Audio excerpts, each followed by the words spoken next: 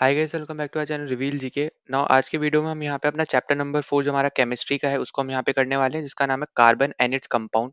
ये आपका second last chapter होगा केमिस्ट्री के पोर्शन का। इससे पहले हम लोग ने यहाँ पे फिजिक्स का पोर्शन ऑलरेडी कवर कर लिया क्लास 10th का, और इसके बाद बस आपका यहाँ पे बायो का पोर्शन बचा है जिसमें आपके 4 चैप्टर्स हैं। तो अगर आपने अभी तक एनसीईआरटी सीरीज फॉलो नहीं करी है तो जरूर देख सकते हो आप। यहाँ पे हमने 9th और 10th क्लास की आपकी जो साइंस की एनसीईआरटीज है उसको कवर किया है। अगर आपको यहाँ पे ज्योग्राफी की देखनी है उसकी भी हमने यहाँ पे एनसीईआरटी क्लास 6 से लेके क्लास 10 तक कवर कर रखी है। उसका भी प्लेलिस्ट में आपको लिंक दिख जाएगा, और इस प्लेलिस्ट का भी आपको यहाँ पे इस पर्टिकुलर सीरीज का भी एनसीईआरटी सीरीज साइंस वाली, इसका भी लिंक आपको आपको यहाँ पे डिस्क्रिप्शन में देखने को मिल जाएगा। साथ ही साथ हमने यहाँ पे इकोनॉमिक्स की भी 9th और 10th क्लास की एनसीईआरटी कवर कर रखी है। तो आपको अपने नीड के हिसाब से आपको अगर कोई देखनी है तो आप जरूर देख सकते हो। तीनों का ही लिंक आपको डिस्क्रिप्शन में देखने को मिल जाएगा। अब अगर आप पहली बार चैनल पे आए हो तो प्लीज सब्सक्राइब कर देना, वीडियो को शेयर, वीडियो को लाइक कर देना, ताकि साथ साथ लोगों तक ये वीडियो पहुंच पाए, उनकी भी यहाँ पे हेल्प हो पाए। तो चलो अब हम यहाँ पे शुरू कर लेते हैं। तो देखो, जैसा आपको यहाँ पे नाम में ही पता चल रहा है कि हम लोग यहाँ पे इस पर्टिकुलर चैप्टर में कार्बन और उसके कंपाउंड्स के बारे में डिस्कस करेंगे। तो यहाँ पे ऐसी बहुत सी चीजें जो हम यहाँ पे डिस्कस करने वाले, जैसे इसके एलेट्रॉप्स के ऊपर जो आपका हमने यहाँ पे पिछले लेक्चर में कवर किया था, आपके फुलरीन जो आपका C60 है। फिर आपका यहाँ पे जो डायमंड आपका हमने यहाँ पे देखा था, फिर ग्रेफाइट के बारे में हमने यहाँ पे देखा था। तो उन सबको भी हम यहाँ पे कवर करेंगे, साथ ही साथ जो आपके यहाँ पे जितने भी कार्बन से रिलेटेड चीजें हैं उनको भी हम यहाँ पे कवर करेंगे, ठीक है। तो चलो शुरू करते हैं हम लोग यहाँ पे। तो यहाँ पे आपको सबसे पहले तो आपको यहाँ पे यही याद रखना है कि ज्यादातर जो आपको चीजें देखने को मिलती है ना आपको यहाँ पे अर्थ पे, यहाँ तक क्या अगर आप अपने आप को भी काउंट करोगे ना एज अ ह्यूमन बीइंग, तो हम सब यहाँ पे कार्बन से ही बने हुए हैं, ठीक है। तो कार्बन आप देखोगे ना मोस्ट एफिशिएंट, या फिर आप बोलो मोस्ट एसेंशियल, ठीक है। दोनों ही आप बोल सकते हो, एफिशिएंट भी है ही वो वैसे तो, पर एसेंशियल भी है वो, ठीक है। मतलब यहाँ पे हर एक चीज आप देखोगे तो कहीं ना कहीं से आपके कार्बन से ही वो लिंक है, ठीक। तो वही सेम चीज बस आपको यहाँ पे बताई जा रही है। अब देखो, वही सेम चीज़ आपको यहाँ पे लिखे, तो आप इसको ज़रूर आप यहाँ पे पढ़ भी सकते हो। और फिर आपको यहाँ पे ये भी बताया गया है, वैसे तो आपके अर्थ क्रस्ट में जो आपके कार्बन का परसेंटेज है वो आपका सिर्फ और सिर्फ 0.02% है। इसके ऊपर क्वेश्चन भी पहले आ रखा है यहाँ पे इस परसेंटेज के ऊपर, तो प्लीज़ इसका यहाँ पे ध्यान देना, ठीक है। और आपका एटमॉस्फेयर में कार्बन का परसेंटेज सिर्फ और सिर्फ 0.03% है। तो यहाँ पे दोनों में अगर आप देखोगे ना, वैसे तो आपको देखने को मिलेगा कि बहुत ही कम परसेंटेज ऑफ कार्बन हमें यहाँ पे देखने को मिलता है अर्थ के क्रस्ट में भी, और साथ ही साथ एटमॉस्फेयर में भी। पर तब भी जितने भी आपको यहाँ पे चीजें देखने को मिलेंगी ना, ज्यादातर आपके यहाँ पे कार्बन से ही बनी हुई है। जब अगर हम अपने हिसाब से भी देखें तो हम भी खुद कार्बन से ही बने हुए हैं, ठीक है, एक तरीके से। तो वो अब हम कैसे बने हैं वो अब हम यहाँ पे धीरे धीरे आगे डिस्कस करते हुए चलेंगे, ठीक। तो सबसे पहली चीज हमें यहाँ पे देखने को मिलती है कि कार्बन में हमें कोवेलेंट बॉन्ड्स देखने को मिलते हैं, ठीक। अब देखो, हमने यहाँ पे आयनिक कंपाउंड्स के ऊपर हमने यहाँ पे डिस्कशन किया था पिछले चैप्टर में, तो वो चीज हम यहाँ पे बार बार नहीं करेंगे। बस इतना आपको यहाँ पे जो लिखा हुआ है वो अब यहाँ पे मैं बता दूं कि आपका यहाँ पे आयनिक कंपाउंड्स के हाई मेल्टिंग और बॉइलिंग पॉइंट्स होते हैं, कंडक्ट कर सकते हैं यहाँ पे ये इलेक्ट्रिसिटी सोल्यूशन में, और साथ ही साथ मोल्टन स्टेट में भी, मतलब यहाँ पे जब वो लावा टाइप का आपका यहाँ पे जो फॉर्म है, ठीक है, पिघले हुई जो आपकी फॉर्म होती है उसमें भी, ठीक। फिर आपको यहाँ पे अगला यहाँ पे दे रखा है कि ज्यादातर तो आपके यहाँ पे जो कार्बन कंपाउंड्स होते हैं वो पुअर कंडक्टर होते हैं इलेक्ट्रिसिटी के। पर जैसे मैंने आपको पिछले में बताया था कि आपका कार्बन का एक एलोट्रोप होता है जिसको हम लोग ग्रेफाइट बोलते हैं, वो है तो नॉन मेटल पर तब भी यहाँ पे वो कंडक्टर है वो इलेक्ट्रिसिटी का, जो कि आपका एक एक्सेप्शन बनता है। और इसके ऊपर हमने पिछले लेक्चर में कवर भी किया था, ठीक है, मेटल्स एंड नॉन मेटल्स वाले में। तो यही सेम चीज आपको यहाँ पे भी याद रख लेनी है। फिर आगे आपको दे रखा है यहाँ पे कि जो आपके आयनिक कंपाउंड्स है, यहाँ पे आयनिक कंपाउंड्स के तो हाई मेल्टिंग और हाई बॉइलिंग पॉइंट होते हैं। पर यहाँ पे ये जो आपके कंपाउंड्स हैं, जो आपके कार्बन के कंपाउंड्स हैं, एक तो यहाँ पे ये पुअर कंडक्टर है इलेक्ट्रिसिटी के, दूसरा यहाँ पे कि ये जो कंपाउंड्स हैं इनकी लो मेल्टिंग और लो बॉइलिंग पॉइंट भी है। तो अगर आप यहाँ पे इसको कंपेयर करने जाओगे आयनिक कंपाउंड से, तो इनकी क्या है, यहाँ पे लो और मेल्टिंग और लो बॉइलिंग पॉइंट है। साथ ही साथ यहाँ पे इनके जो फोर्सेस ऑफ अट्रैक्शन है यहाँ पे इनके मॉलिक्यूल्स के बीच में, वो भी यहाँ पे as compare to ionic compounds यहाँ पे ज्यादा स्ट्रांग नहीं है, ठीक है। तो वो भी पॉइंट आपको यहाँ पे याद रख लेना है, ये दो पॉइंट्स इंपॉर्टेंट है, ठीक। फिर उसके बाद आपको यहाँ पे आगे देखने को मिलेगा कि कार्बन का यहाँ पे एटॉमिक नंबर आपको दे रखा है 6 होता है, ठीक है। ये आपका बहुत ज्यादा इंपॉर्टेंट नंबर है, इसके ऊपर हम आगे डिस्कस भी करेंगे। अभी के लिए बस इतना याद रखो कि यहाँ पे कार्बन का 6 एटॉमिक नंबर होता है। अब इसके बेसिस पे आपको यहाँ पे जैसे हमने पहले डिस्कस कर रखा है कि अगर हम शेल की बात करें, ठीक है, हमें पता है यहाँ पे के, एल और एम शेल की हम ज्यादातर बात करते हैं, ठीक है। वैसे आपका एन भी होता है, वो भी आप देख सकते हो। के में आपके एटमोस दो ही जा सकते हैं, तो दो आपने इलेक्ट्रॉन भेजे, इसके पास 6 इलेक्ट्रॉन्स है, ठीक है, एटॉमिक नंबर 6 है। तो आपने के में दो ही भेज सकते हो, तो दो आपने इधर भेजे, ये कंप्लीट फिल हो गया। अब इसमें बचा हुआ कितना है, 4 इलेक्ट्रॉन्स बचे। तो एल में आपके पास यहाँ पे 4 इलेक्ट्रॉन्स बचे। अब यहाँ पे दो कंडीशन बनती है, या तो ये इसको कंप्लीटली यहाँ पे क्या कर दे, लूज कर दे और ऑक्टेट हासिल कर ले, जो हम यहाँ पे बहुत टाइम से डिस्कस करते आ रहे हैं, ठीक है। या तो ये क्या कर सकता है कि 4 और इलेक्ट्रॉन गेन कर ले ये, ठीक है, या तो ये गेन करे 4 और इलेक्ट्रॉन, या फिर ये चारों इलेक्ट्रॉन जो अभी इसके पास प्रेजेंट है यहाँ पे ये लूज कर दे। तभी तो इसके पास यहाँ पे ये ऑक्टेट बनेगा, क्योंकि आपका जो आउटर मोस्ट शेल है वो सिर्फ और सिर्फ 8 ही इलेक्ट्रॉन ले सकता है, और हर एक जो आपका एलिमेंट है वो इस पर्टिकुलर ऑक्टेट का जो नंबर है ना 8, इसको अचीव करने के लिए रिएक्ट करता है। इसी सेम तरीके से आपका जो कार्बन है इसका एटॉमिक नंबर 6, तो आपके आउटर मोस्ट शेल में सिर्फ 4 इलेक्ट्रॉन्स है, और इसको या तो ये 8 बनाएगा या फिर एकदम 0 यहाँ पे आपका कर देगा इस सेट पे, और क्योंकि के आपका कंप्लीटली फिल है तो वो भी आपका यहाँ पे माना जाएगा। ठीक है, तो ये 2 कंडीशन बनती हैं। अब इन 2 कंडीशन को यहाँ पे आपको समझाया हुआ है कि अगर यहाँ पे ये गेन कर लेता है 4 इलेक्ट्रॉन्स, तो आपको यहाँ पे ये गेन करने पे जैसे मैंने बोला था नेगेटिव साइन लगता है, तो C4 माइनस एनायन आपका बन जाएगा। और इसकी वजह से आपको देखने को लगेगा कि यहाँ पे जो न्यूक्लियस है ना वो इतना ज़्यादा आपको यहाँ पे स्टेबल आप बोल सकते हो देखने को नहीं मिलेगा, क्योंकि इसके पास जो प्रोटॉन्स है वो तो 6 ही रहेंगे, पर इलेक्ट्रॉन्स अब इसके पास 10 हो जाएँगे, ठीक है? क्योंकि यहाँ पे ये गेन करेगा 4 और इलेक्ट्रॉन्स को, तो ऑब्वियस सी बात है प्रोटॉन को तो वो गेन नहीं कर रहा, तो वो तो आपके 6 ही रहने वाले हैं, पर ये इलेक्ट्रॉन्स को गेन कर लेगा, और तो जो पहले से 6 इलेक्ट्रॉन्स प्रेज़ेंट थे, अब उस 4 और आ जाएँगे तो 10 इलेक्ट्रॉन्स बन जाएँगे। फिर दूसरा कंडीशन यहाँ पे है कि अगर ये लूज कर लेता है तो इसके पास यहाँ पे C4 कैटायन बन जाएगा ये, ठीक है? गेन करने पे आपका यहाँ पे पॉजिटिव, आपका यहाँ पे गेन करने पे नेगेटिव साइन लगता है, और आपका लूज करने पे पॉजिटिव साइन लगता है। जैसे आपको मैंने पिछले में बताया था कि जैसे आपका सोडियम होता है, सोडियम के पास आउटर मोस्ट शेल में 1 इलेक्ट्रॉन बचा होता है, तो वो लूज कर लेता है, इसलिए आपको Na के ऊपर ना प्लस देखने को मिलता है। वहीं पे जो आपका क्लोरीन है वो आपका लास्ट जो आपका ऑर्बिट है, आउटर मोस्ट शेल है, उस पे आपको 7 इलेक्ट्रॉन्स देखने को मिलते हैं, तो वो यहाँ पे उसके लिए गेन करना ज़्यादा आसान है 1 इलेक्ट्रॉन को, अगर अब वो यहाँ पे 7 को लूज़ करे उससे। तो ऑब्वियस सी बात है वो गेन करेगा, तो यहाँ पे आपका एक नेगेटिव साइन बन जाता है, ठीक है? तो इस तरीके से आपको यहाँ पे चीज़ें याद रखनी है। अब क्योंकि ये 4 आपके ये कर रहा है यहाँ पे लूज़, ठीक है? यहाँ पे गेन कर रहा है इसलिए माइनस है यहाँ पे 4 के साथ, और यहाँ पे ये गेन आपका यहाँ पे ये लूज़ कर रहा है 4 प्लस है इसलिए, ठीक है? अगर यहाँ पे सिर्फ 1 लूज़ 1 गेन कर रहा होता तो सिर्फ प्लस लिखा होता, नंबर 4 3 ऐसा कुछ नहीं लिखा होता। ठीक। अब यहाँ पे आगे आपको यही दे रखा है कि यहाँ पे अब इसकी वजह से आपको क्या देखने को मिलेगा कि अब यहाँ पे जब ये लूज कर देगा तो अब यहाँ पे नंबर ऑफ जो प्रोटॉन्स है वो अभी भी यहाँ पे इसके 6 ही रहेंगे, पर क्योंकि अब इसने 4 को लूज कर दिया तो अब इसके पास नंबर ऑफ इलेक्ट्रॉन्स 2 हो जाएंगे। तो अगर आप दोनों कंडीशन देखो ना तो इतना ज्यादा आपको देखने को मिलेगा कि स्टेबल नहीं है आपका कार्बन एटम। पर आपका क्योंकि ये बहुत ज़्यादा रिएक्टिव होता है कार्बन, तो ये क्या करता है बेसिकली कि आपके ना ये दूसरे कार्बन एटम्स के साथ या फिर दूसरे एलिमेंट्स के साथ, जैसे मान लो दूसरा आपका जैसे ऑक्सीजन है, आपका यहाँ पे कोई मान लो हाइड्रोजन है, तो उसके साथ रिएक्ट करके ये स्टेबल फॉर्म में आता है, ठीक है? मतलब यहाँ पे अभी के लिए अनस्टेबल है। अब ये स्टेबल कैसे रहेगा, या तो ये कार्बन दूसरे कार्बन एटम के साथ रिएक्ट करेगा, या फिर ये हाइड्रोजन एटम के साथ या फिर ऑक्सीजन एटम के साथ रिएक्ट करके ये स्टेबल फॉर्म में आएगा। तो यहाँ पे इस तरीके से यहाँ पे ये चीजें यहाँ पे होती हैं, ठीक है?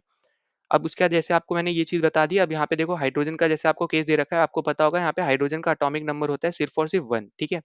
अब यहाँ पे के ही शेल में सिर्फ आप यहाँ पे 2 एलिमेंट डाल सकते हो, मतलब 2 एटम डाल सकते हो, 2 आपके इलेक्ट्रॉन्स डाल सकते हो। तो एक आपका यहाँ पे पहले डल जाएगा, यहीं पे आपका कंप्लीट हो जाएगा।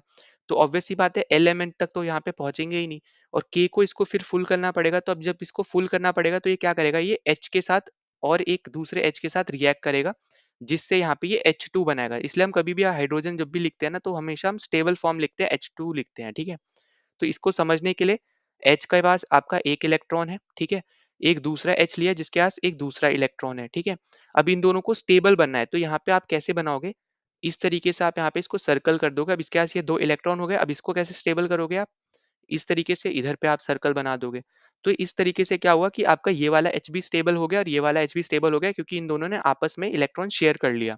ठीक है? शेयरिंग ऑफ इलेक्ट्रॉन्स आपका बेसिकली यहाँ पे स्टेबल बनाता है चीज़ों को, यहाँ पे आपके एटम्स को यहाँ पे, ठीक है?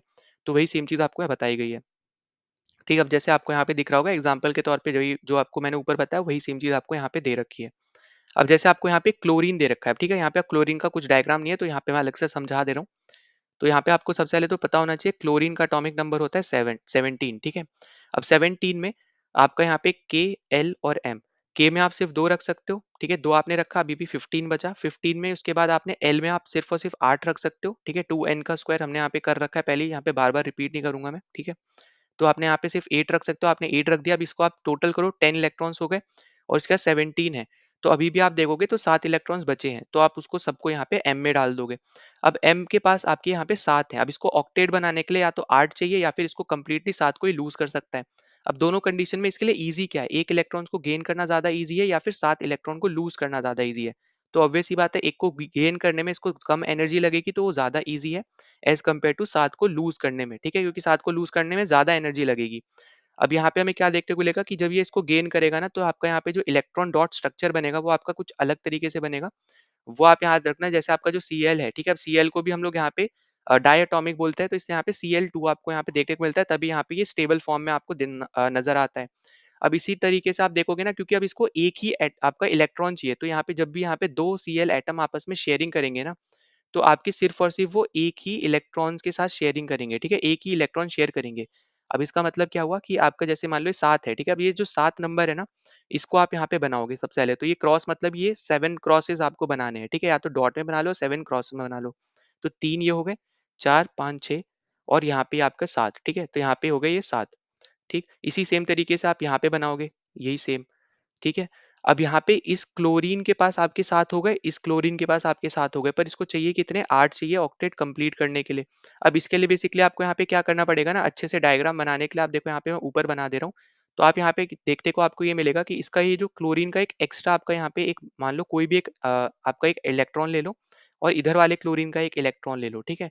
अब इसको कंप्लीट करने के लिए आप सर्कल करोगे और इस तरीके से बना दोगे और इधर वाले को आप इलेक्ट्रॉन को आप इसके साथ बना दोगे।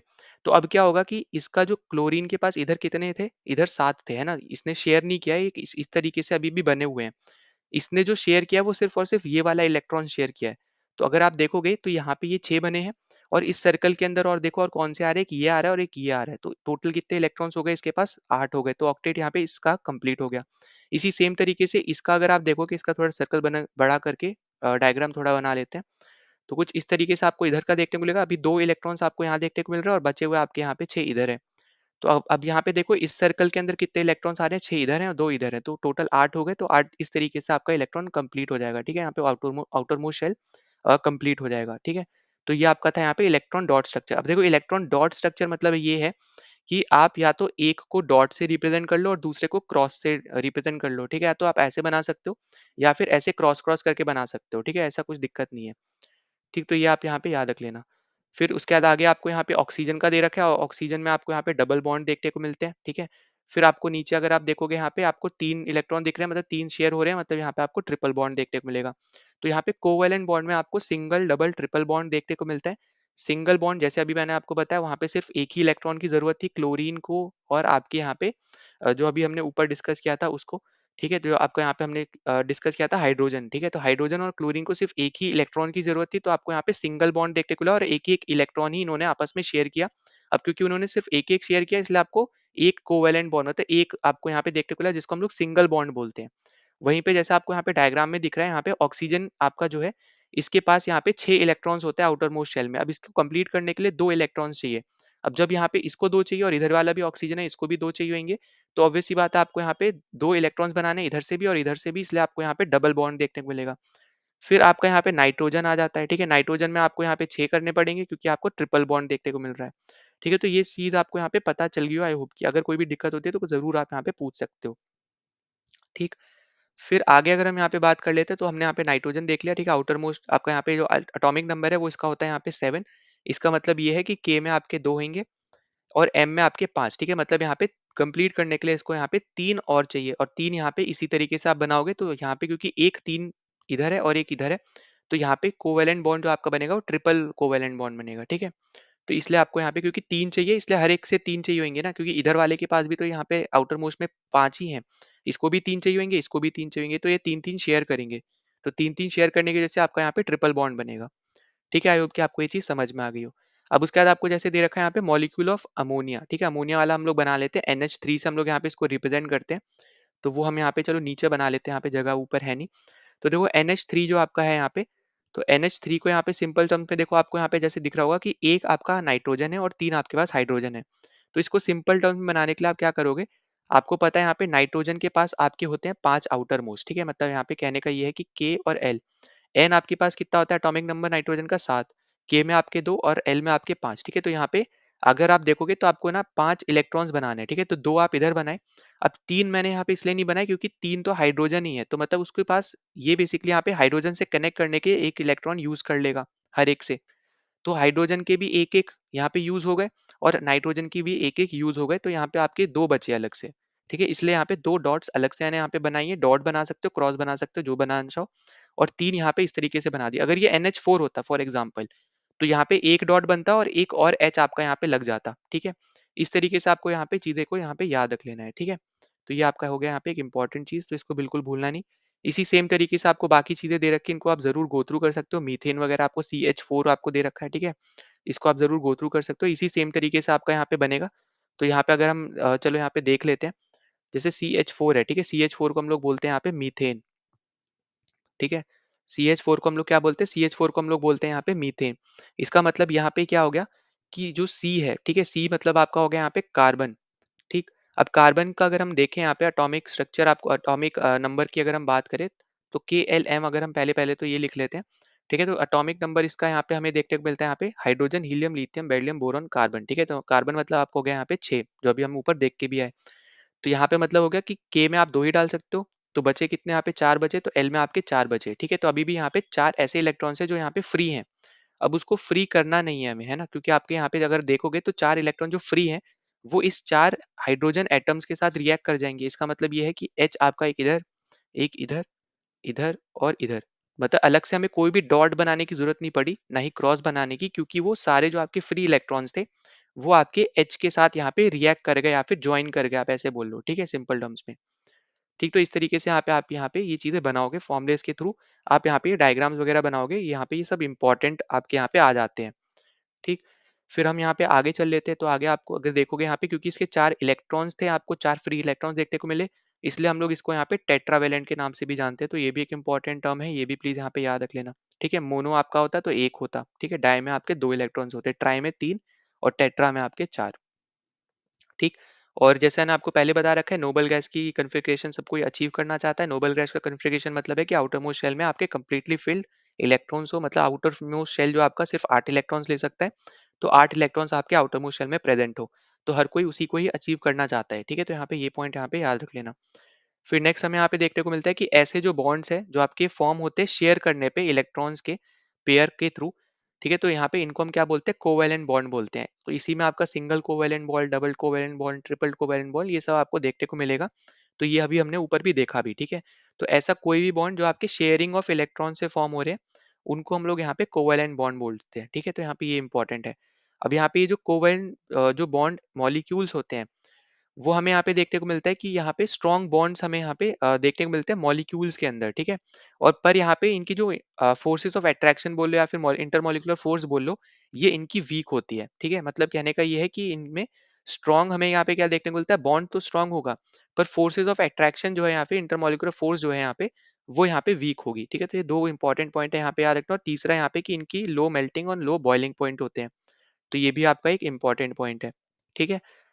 फिर आगे आपको दे रखा है एलोट्रॉप्स, आपको दे रखा है। अब एलोट्रॉप्स में अभी हमने यहाँ पे देखा 3 एलोट्रॉप्स होते हैं आपके, डायमंड होता है, ग्रेफाइट होता है और आपका फ्लोरीन होता है, जिसको हम लोग बक मिनिस्टर फ्लोरीन बोलते हैं या फिर C60 बोलते हैं, ठीक है। तो ये हमने यहाँ पे पहले देखा है, फुटबॉल स्ट्रक्चर का आपको यहाँ पे देखने को मिलेगा। ये हेक्सागोनल में होता है और लेयर्स में होता है, ठीक है। और ये आपका जो डायमंड है, ये सबसे ज्यादा आपका हार्ड सब्सटेंस है, एक तरीके से याद रख सकते हो। ग्रेफाइट का मैंने आपको पहले बताया था कि आपका ये ऐसा नॉन मेटल है जो आपका गुड कंडक्टर है इलेक्ट्रिसिटी का, तो ये भी एक इंपॉर्टेंट पॉइंट है, ठीक है। तो ये सब आपके यहाँ पे इंपॉर्टेंट है। अब हर एक जो है ना यहाँ पे एलोट्रोप अपने आप में अलग है, क्योंकि डिफरेंट स्ट्रक्चर आपको देखने को मिलेगा। तो जब डिफरेंट स्ट्रक्चर है तो उनकी प्रॉपर्टीज भी ना आपको अलग देखने को मिलेंगी, भले उनकी केमिकल प्रॉपर्टी वो हो, पर यहाँ पे इनकी जो कैरेक्टरिस्टिक है वो आपको अलग देखने को मिलेगा। जैसे आपका इनका स्ट्रक्चर आपको देखने को मिल रहा होगा कि सबसे पहले तो आपको यहाँ पे ग्रेफाइट का, यहाँ पे अगर हम देखें तो ग्रेफाइट में आपको हेक्सागोनल स्ट्रक्चर देखने को मिल रहा है और वो भी लेयर फॉर्म में देखने को मिल रहा है ना। वहीं पे डायमंड की बात करें तो यहाँ पे आपको 3 डायमेंशनल रिजिड स्ट्रक्चर देखने को मिल रहा है। ये सब आप यहाँ से भी पढ़ सकते हो, ठीक है। तो ये सब आपके यहाँ पे इंपॉर्टेंट चीजें जो आपको यहाँ पे दे रखी हैं। फिर हम आगे चल लेते हैं, तो देखो आगे आपको दिख जाएगा यहाँ पे इंपॉर्टेंट जो है कि डायमंड आपका यहाँ पे हार्डेस्ट सब्सटेंस है, वहीं पे जो ग्राफाइट है वो आपका स्मूथ है और स्लिपरी भी है। तो यहाँ पे आप ये मत सोचना कि जो आपका कार्बन के एलोट्रॉप्स होते हैं वो एक जैसे ही होते हैं, जरूरी नहीं है। वो आपका स्ट्रक्चर के ऊपर डिपेंड करेगा, ठीक है। डिफरेंट स्ट्रक्चर का आपका डिफरेंट आपको चीजें कैरेक्टरिस्टिक आपको देखने को मिलेंगी उन पर्टिकुलर कार्बन एलोट्रॉप्स की। तो अलग स्ट्रक्चर अलग चीजें, ठीक है। तो यहाँ पे इस तरीके से यहाँ पे चीजें को याद रख लेना, ठीक।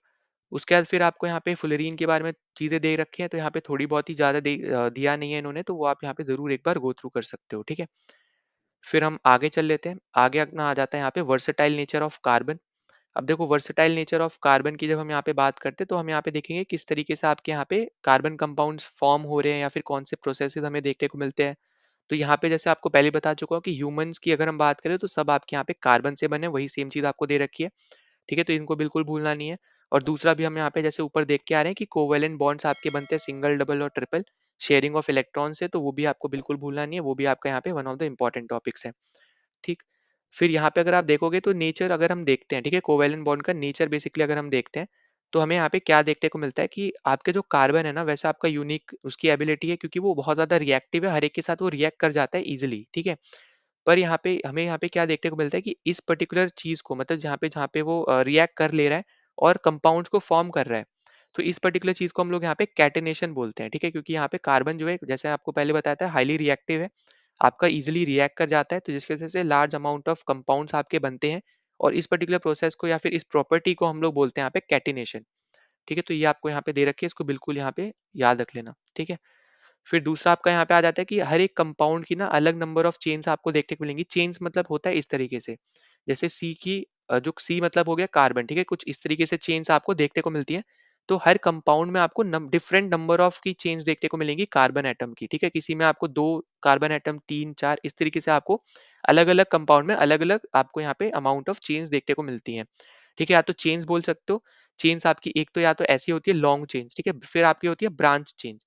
तो यहाँ पे अलग-अलग टाइप की आपको चेंज देखने को मिलेंगी उनके स्ट्रक्चर की बेस पे, उनके फॉर्मूला के ऊपर, उनके कंपाउंड के नेम के ऊपर, ठीक है? तो यहाँ पे वो हम आगे डिस्कस भी कर लेंगे।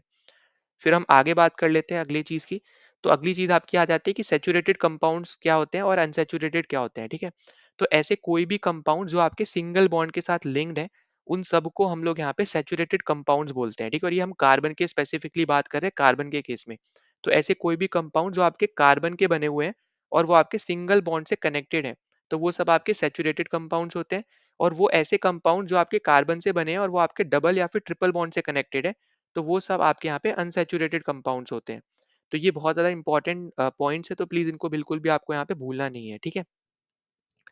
फिर आगे देखोगे, आगे आपको यहाँ पे एग्जांपल दे रखे हैं, इनको आप ज़रूर गो थ्रू कर सकते हो। जैसे silicon forms compound with hydrogen which have chains of up to 7 और 8 atoms but these compounds are very reactive. अब यहाँ पे ये बस समझाने के लिए आपको दे रखा है, इसको याद रखना है तो याद ज़रूर याद रख सकते हो।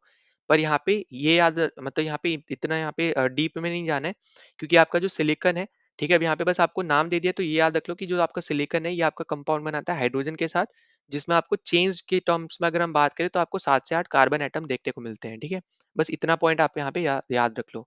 बाकी आपका रिएक्टिव है, तो ये तो आपको यहाँ पे पता ही चल रहा है, क्योंकि कार्बन से बन रहा है, ठीक है? ज़्यादातर आपके कार्बन जो आपका है वो हाइली रिएक्टिव होता है, तो ज़्यादातर चीज़ें भी आपको ऐसी देखने को मिलेंगी। फिर अगर हम आगे बात करें, तो जैसे आपको मैंने बताया था कि कार्बन-कार्बन जब भी आपके रिएक्ट करते हैं तो आपका सिंगल, डबल, ट्रिपल बॉन्ड बनता है। तो ये जो आपके बॉन्ड्स हैं ना, ये ज़्यादातर आपको देखने को मिलेंगे, ये सब स्टेबल होते हैं, ठीक है? क्योंकि ये बहुत ज़्यादा स्ट्रॉन्ग बॉन्ड्स होते हैं। जैसे अभी हम ऊपर भी देख के आए थे कि बॉन्ड तो आपका स्ट्रॉन्ग है, तो और तभी यहाँ पे ये स्टेबल है, पर इनके बीच की इंटरमॉलिक्यूलर जो फोर्सेज़ हैं, वो वीक हैं बस, ठीक है? तो वो पॉइंट बस आपको यहाँ पे याद रख लेना है। फिर अगला आपका आ जाता है कि हमें पता है जैसे कार्बन की वैलेंसी 4 होती है, तो ये कैपेबल है यहाँ पे बॉन्ड करने के लिए 4 दूसरे एटम्स के साथ, चाहे वो कार्बन के हो या फिर कोई दूसरे हो, ठीक है? क्लोरीन, ब्रोमीन कुछ भी हो, ठीक है? तो या तो ये कार्बन जो आपके 4 फ्री इलेक्ट्रॉन्स है ना इसके पास, क्योंकि आउटर मोस्ट शेल में 4 है, ऑक्टेट बनाने के लिए इसके पास 4 और चाहिए, या तो कार्बन दूसरे कार्बन के साथ रिएक्शन करेगा, या फिर ये कार्बन के जो फ्री इलेक्ट्रॉन्स है वो दूसरे किसी दूसरे एलिमेंट के इलेक्ट्रॉन्स के साथ रिएक्ट करेंगे, ठीक है? तो वही सब सेम चीज़ आपको यहाँ पे दे रखी है, ठीक है? यहाँ पे आप इसको पढ़ भी सकते हो। फिर हम आगे चल लेते हैं यहाँ पे, तो आगे आपको दे रखा है यहाँ पे कि one reason for the formation of strong bond of carbon is its small size, ठीक है? छोटे साइज की वजह से आपको यहाँ पे स्ट्रॉन्ग बॉन्ड देखने को मिलते हैं कार्बन के बीच में, तो ये भी आपका एक इंपॉर्टेंट है, ठीक है? और इसी की वजह से आपको देखने को मिलेगा कि जो आपका ये न्यूक्लियस है ना, ये बहुत ज्यादा होल्ड रखता है आपके शेयर्ड पेयर ऑफ इलेक्ट्रॉन्स के ऊपर, ठीक? तो बस इतना पॉइंट याद रखना। और जो आपके बड़े होते हैं, जो आपके बड़े साइज के आपके होते हैं, वो आपके यहाँ पे वीक ज्यादातर आपको देखने को मिलेंगे, ठीक है? अब यहाँ तक हमने कर लिया, अब अगले पे चल लेते हैं हम लोग यहाँ पे।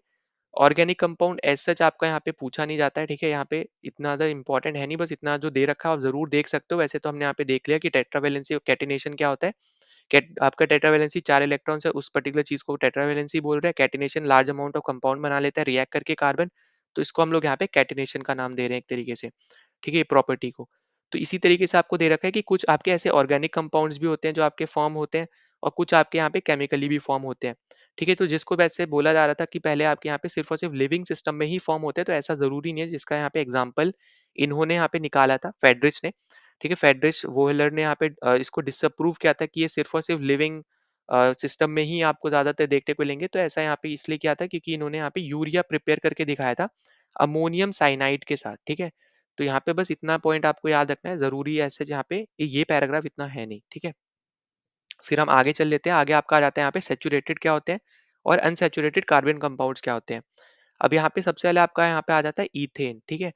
ईथेन मतलब होता है यहाँ पे C2H6, ठीक है? ईथेन जैसे अभी हमने देखा, मीथेन क्या है, CH4 है, ठीक है? अब इसी का ही एक अगला जो आपका आता है वो आता है ईथेन, ठीक है? इसका मतलब बेसिकली यहाँ पे ये है कि जनरल फॉर्मूलेज आपको पता होना चाहिए, वो अब हम आगे डिस्कस करेंगे, जहाँ पे आपको एल्केन के जनरल फॉर्मूला, एल्काइन का और एल्कीन का, इन तीनों का ही आपको जनरल फॉर्मूला पता होना चाहिए, तभी आप यहाँ पे इनको कर पाओगे, ठीक है? जैसे फॉर एग्जांपल चलो यहाँ पे ही मैं बता दे रहा हूँ। जैसे अगर हम नीचे में हम लोग यहाँ पे लिख लेते हैं, ठीक है? तो एल्केन की जैसे हम यहाँ पे बात करें, तो एल्केन का जो जनरल फॉर्मूला होता है वो होता है यहाँ पे CnH2n+2, ठीक है? नीचे में ही है ये सब, ठीक है? सबस्क्रिप्ट में है। फिर आपका आता है यहाँ पे एल्कीन, एल्कीन का आपका फॉर्मूला होता है CnH2n।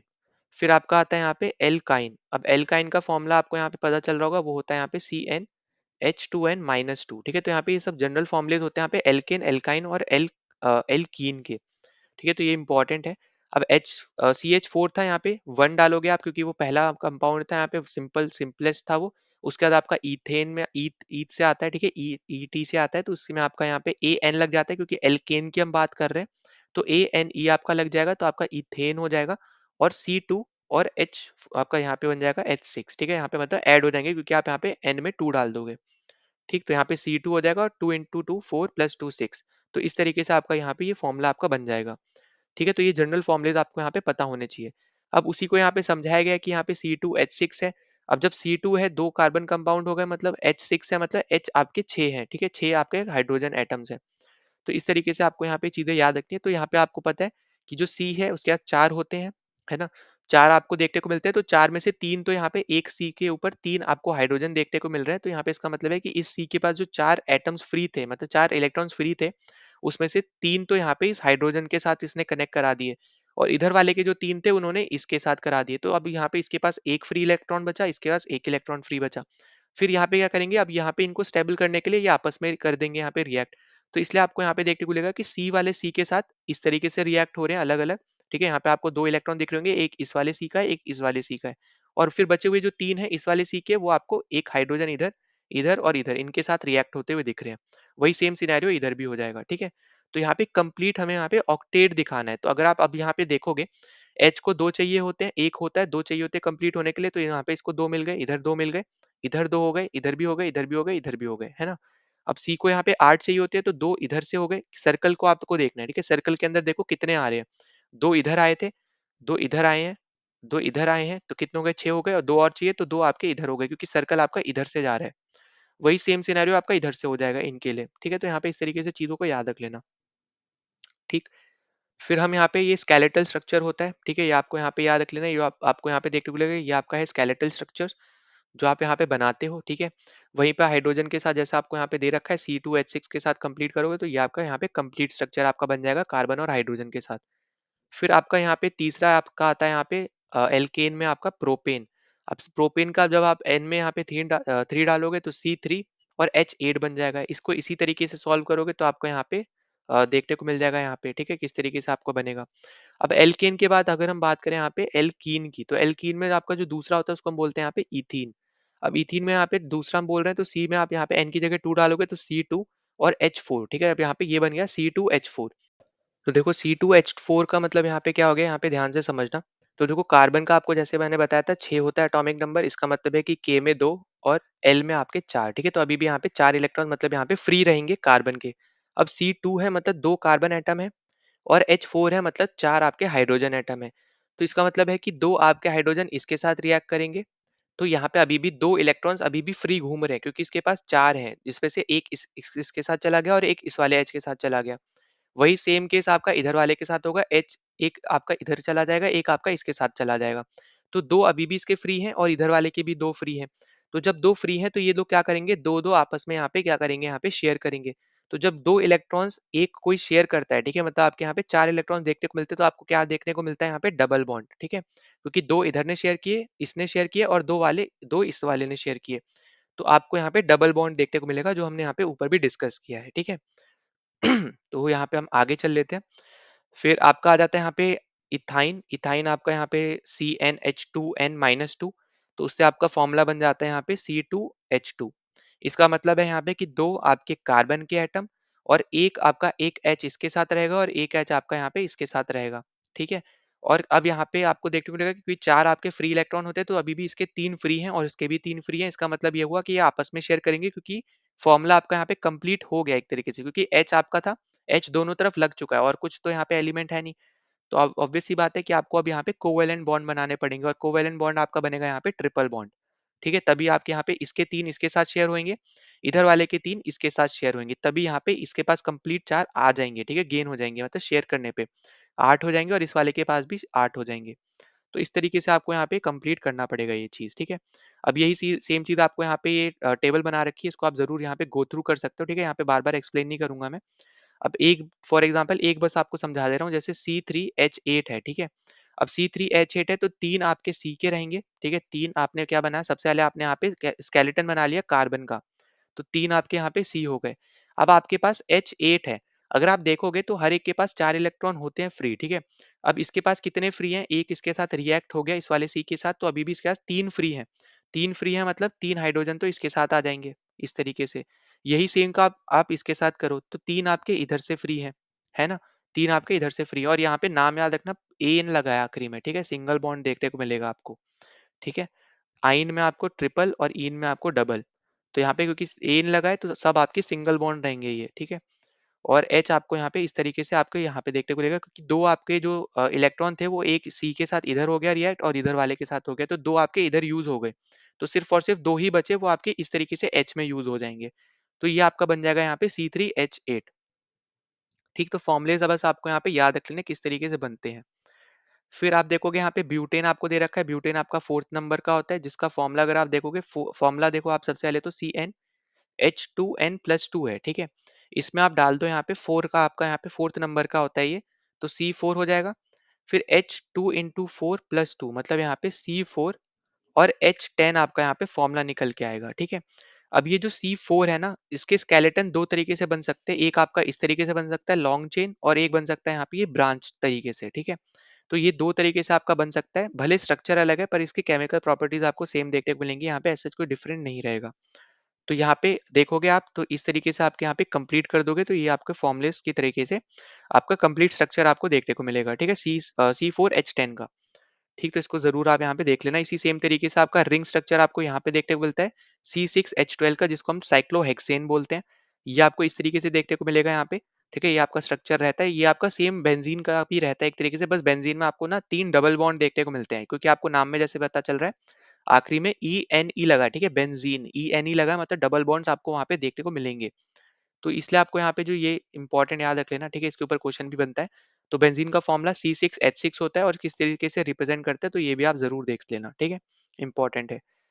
फिर हम आगे चल लेते हैं, तो आगे आपको दे रखा है यहाँ पे कि ऐसे वो सारे आपके कार्बन कंपाउंड्स जिनके पास एक कार्बन है और आपका हाइड्रोजन है, ठीक है। मतलब यहाँ पे एक नहीं, मतलब यहाँ पे सिर्फ और सिर्फ कार्बन और हाइड्रोजन के साथ बने हैं। ऐसे जितने भी आपके कार्बन कंपाउंड्स होते हैं ना, उनको हम लोग यहाँ पे हाइड्रोकार्बन्स बोलते हैं, ठीक है। तो ये आपका यहाँ पे स्टैटिक पॉइंट हो जाएगा कि ऐसे कोई भी कंपाउंड जो सिर्फ और सिर्फ कार्बन और हाइड्रोजन की मदद से बने हैं, उनको हम लोग यहाँ पे क्या बोलते हैं, हाइड्रोकार्बन बोलते हैं, ठीक है। तो यहाँ पे इन्हीं के अंदर ही ना आपका सैचुरेटेड हाइड्रोकार्बन्स भी होते हैं, जिनको हम यहाँ पे एल्केन्स बोलते हैं। जो अभी हम ऊपर पढ़ के आ रहे थे ना, एल्केन्स, एल्काइन और एल्कीन। तो एल्केन क्या होते हैं, वो सैचुरेटेड हाइड्रोकार्बन होते हैं, ठीक है, जो सिंगल बॉन्ड वाले हैं। अभी ऊपर हमने पढ़ा था सैचुरेटेड आपके होते हैं जिसमें सिंगल बॉन्ड आपको देखने को मिलता है, अनसैचुरेट में डबल और ट्रिपल बॉन्ड देखने को मिलता है। तो यहाँ पे सैचुरेटेड हाइड्रोकार्बन जहाँ पे आपको देखने को मिलता है सिंगल बॉन्ड, जिसको हम लोग बोलते हैं यहाँ पे एल्केन, और ये आपके हाइड्रोकार्बन के अंदर का ही है, ठीक है। मतलब सिर्फ और सिर्फ कार्बन और हाइड्रोजन से जो बनते हैं। फिर ऐसे अनसैचुरेटेड हाइड्रो कंपाउंड्स, कार्बन्स जो आपके एक या फिर एक से ज्यादा डबल बॉन्ड से बनते हैं, उनको हम लोग यहाँ पे एल्कीन बोलते हैं। और जो आपके ट्रिपल बॉन्ड की हेल्प से बनते हैं, एक या एक से ज्यादा, वो आपके यहाँ पे क्या होते हैं, उनको हम एल्काइन बोलते हैं, ठीक है। तो याद रखना है यहाँ पे single bond alkane, double bond आपका एल्कीन, और ट्रिपल बॉन्ड आपका एल्काइन, एक हो या एक से ज्यादा हो, कुछ भी हो सकता है, ठीक है। फिर आगे हम यहाँ पे चल लेते हैं। तो आपको यहाँ पे वही सेम चीज देखो बार बार रिपीट हो रही है, हाईली रिएक्टिव है, तो उसी को अलग टर्म्स में बस बोल दिया यहाँ पे कि बहुत ज्यादा फ्रेंडली एलिमेंट है। इसका मतलब सिंपल टर्म में यही है कि कार्बन आपका बहुत ज़्यादा हाइली रिएक्टिव एलिमेंट होता है बस, ठीक है? इतना आपको यहाँ पे याद रख लेना है। फिर आगे आपको दे रखा है कि कार्बन आपका जो है यहाँ पे ये फॉर्म करता है बॉन्ड्स को, अलग-अलग चीज़ों के साथ अलग-अलग तरीके से आपका यहाँ पे ये बॉन्ड को फॉर्म करेगा, ठीक है? यही चीज़ आपको यहाँ पे दे रखी है। अब ये किसके साथ रिएक्ट करेगा? आपका हैलोजेन्स के साथ, ऑक्सीजन, नाइट्रोजन, सल्फर, इनके सबके साथ आपका यहाँ पे रिएक्ट कर सकता है, ठीक है? इसी को समझाने के लिए बेसिकली आपको यहाँ पे बताया गया है कि फंक्शनल ग्रुप्स क्या होते हैं, ठीक है? तो फंक्शनल ग्रुप्स के आपको यहाँ पे दिख जाएगा, यहाँ पे फंक्शनल ग्रुप्स में आपको ये चीज़ दिख रही होगी, ClBr, इनको हम लोग बेसिकली हम बोल सकते हैं एक तरीके से हेलो, ठीक है? हैलोजेंस। फिर आपका यहाँ पे OH जो है, इसको हम लोग बेसिकली रिप्रेजेंट करते हैं यहाँ पे अल्कोहल के टर्म में। जब भी आपको यहाँ पे मिथनॉल, इथेनॉल, आखिरी में OL लगा होगा ना, तो इसका मतलब है कि यहाँ पे आपका OH यूज हो रहा होगा इस तरीके से आपका साथ साथ, ठीक है? अलग अलग नहीं, साथ साथ OH, ठीक? तो इसको साथ में हम बोल रहे हैं एक तरीके से, ये एक फंक्शनल ग्रुप है। यहाँ पे आपको स्टेटमेंट भी दिख जाएगी, these hetero atoms and the group of containing these confer specific properties to the compound regardless of the length and nature of the carbon chain. इसका मतलब ये है कि इनकी वजह से आपको ना प्रॉपर्टीज देखने को मिलती है डिफरेंट अलग अलग कंपाउंड की, भले वो लेंथ कितनी भी हो कार्बन एटम की, जो अभी हम ऊपर देख रहे थे, स्केलेटन आपका कितना भी बड़ा हो, ब्रांच चेन आपकी कितनी भी बड़ी हो, उससे कोई फर्क नहीं पड़ेगा प्रॉपर्टी पे। फर्क किससे पड़ेगा? आपका हेलोजन से पड़ेगा, आपका फंक्शनल ग्रुप से पड़ेगा, जो आपका यहाँ पे देखने को मिल रहा है। जैसे OH आपका यूज हो गया, तो यहाँ पे इसकी अलग प्रॉपर्टी हो जाएगी। फिर आपका जैसे एल आपका कीटोन है, ONE वाला लास्ट में आपका ना, जहाँ पे भी ONE आएगा, मतलब यहाँ पे कीटोन ऐड हो रहा है। और कैसे कीटोन ऐड करते हो आप? इस तरीके से ऐड करते हो, सी के साथ डबल बॉन्ड में O रहता है, और बाकी आप यहाँ पे लगा देते हो सिंपल टर्म्स में बस, ठीक है? तो यहाँ पे आप जरूर इनको यहाँ पे जरूर गो थ्रू कर लेना बाकी, ठीक है? तो यहाँ पे सिंपल है ये। फिर आपका आ जाता है यहाँ पे होमोलोगस सीरीज।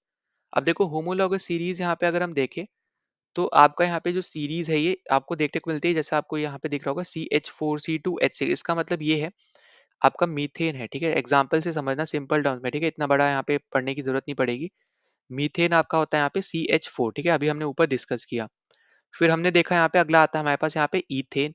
अब C2 नहीं, यहाँ पे CN फॉर्मूला हम लोग यहाँ पे लिखते हैं पहले तो, CnH2n+2, ये होता है ना आपका यहाँ पे एल्केन का, है ना? हम एल्केन की बात कर रहे हैं, ANE आ रहा है ना लास्ट में, ANE है ना?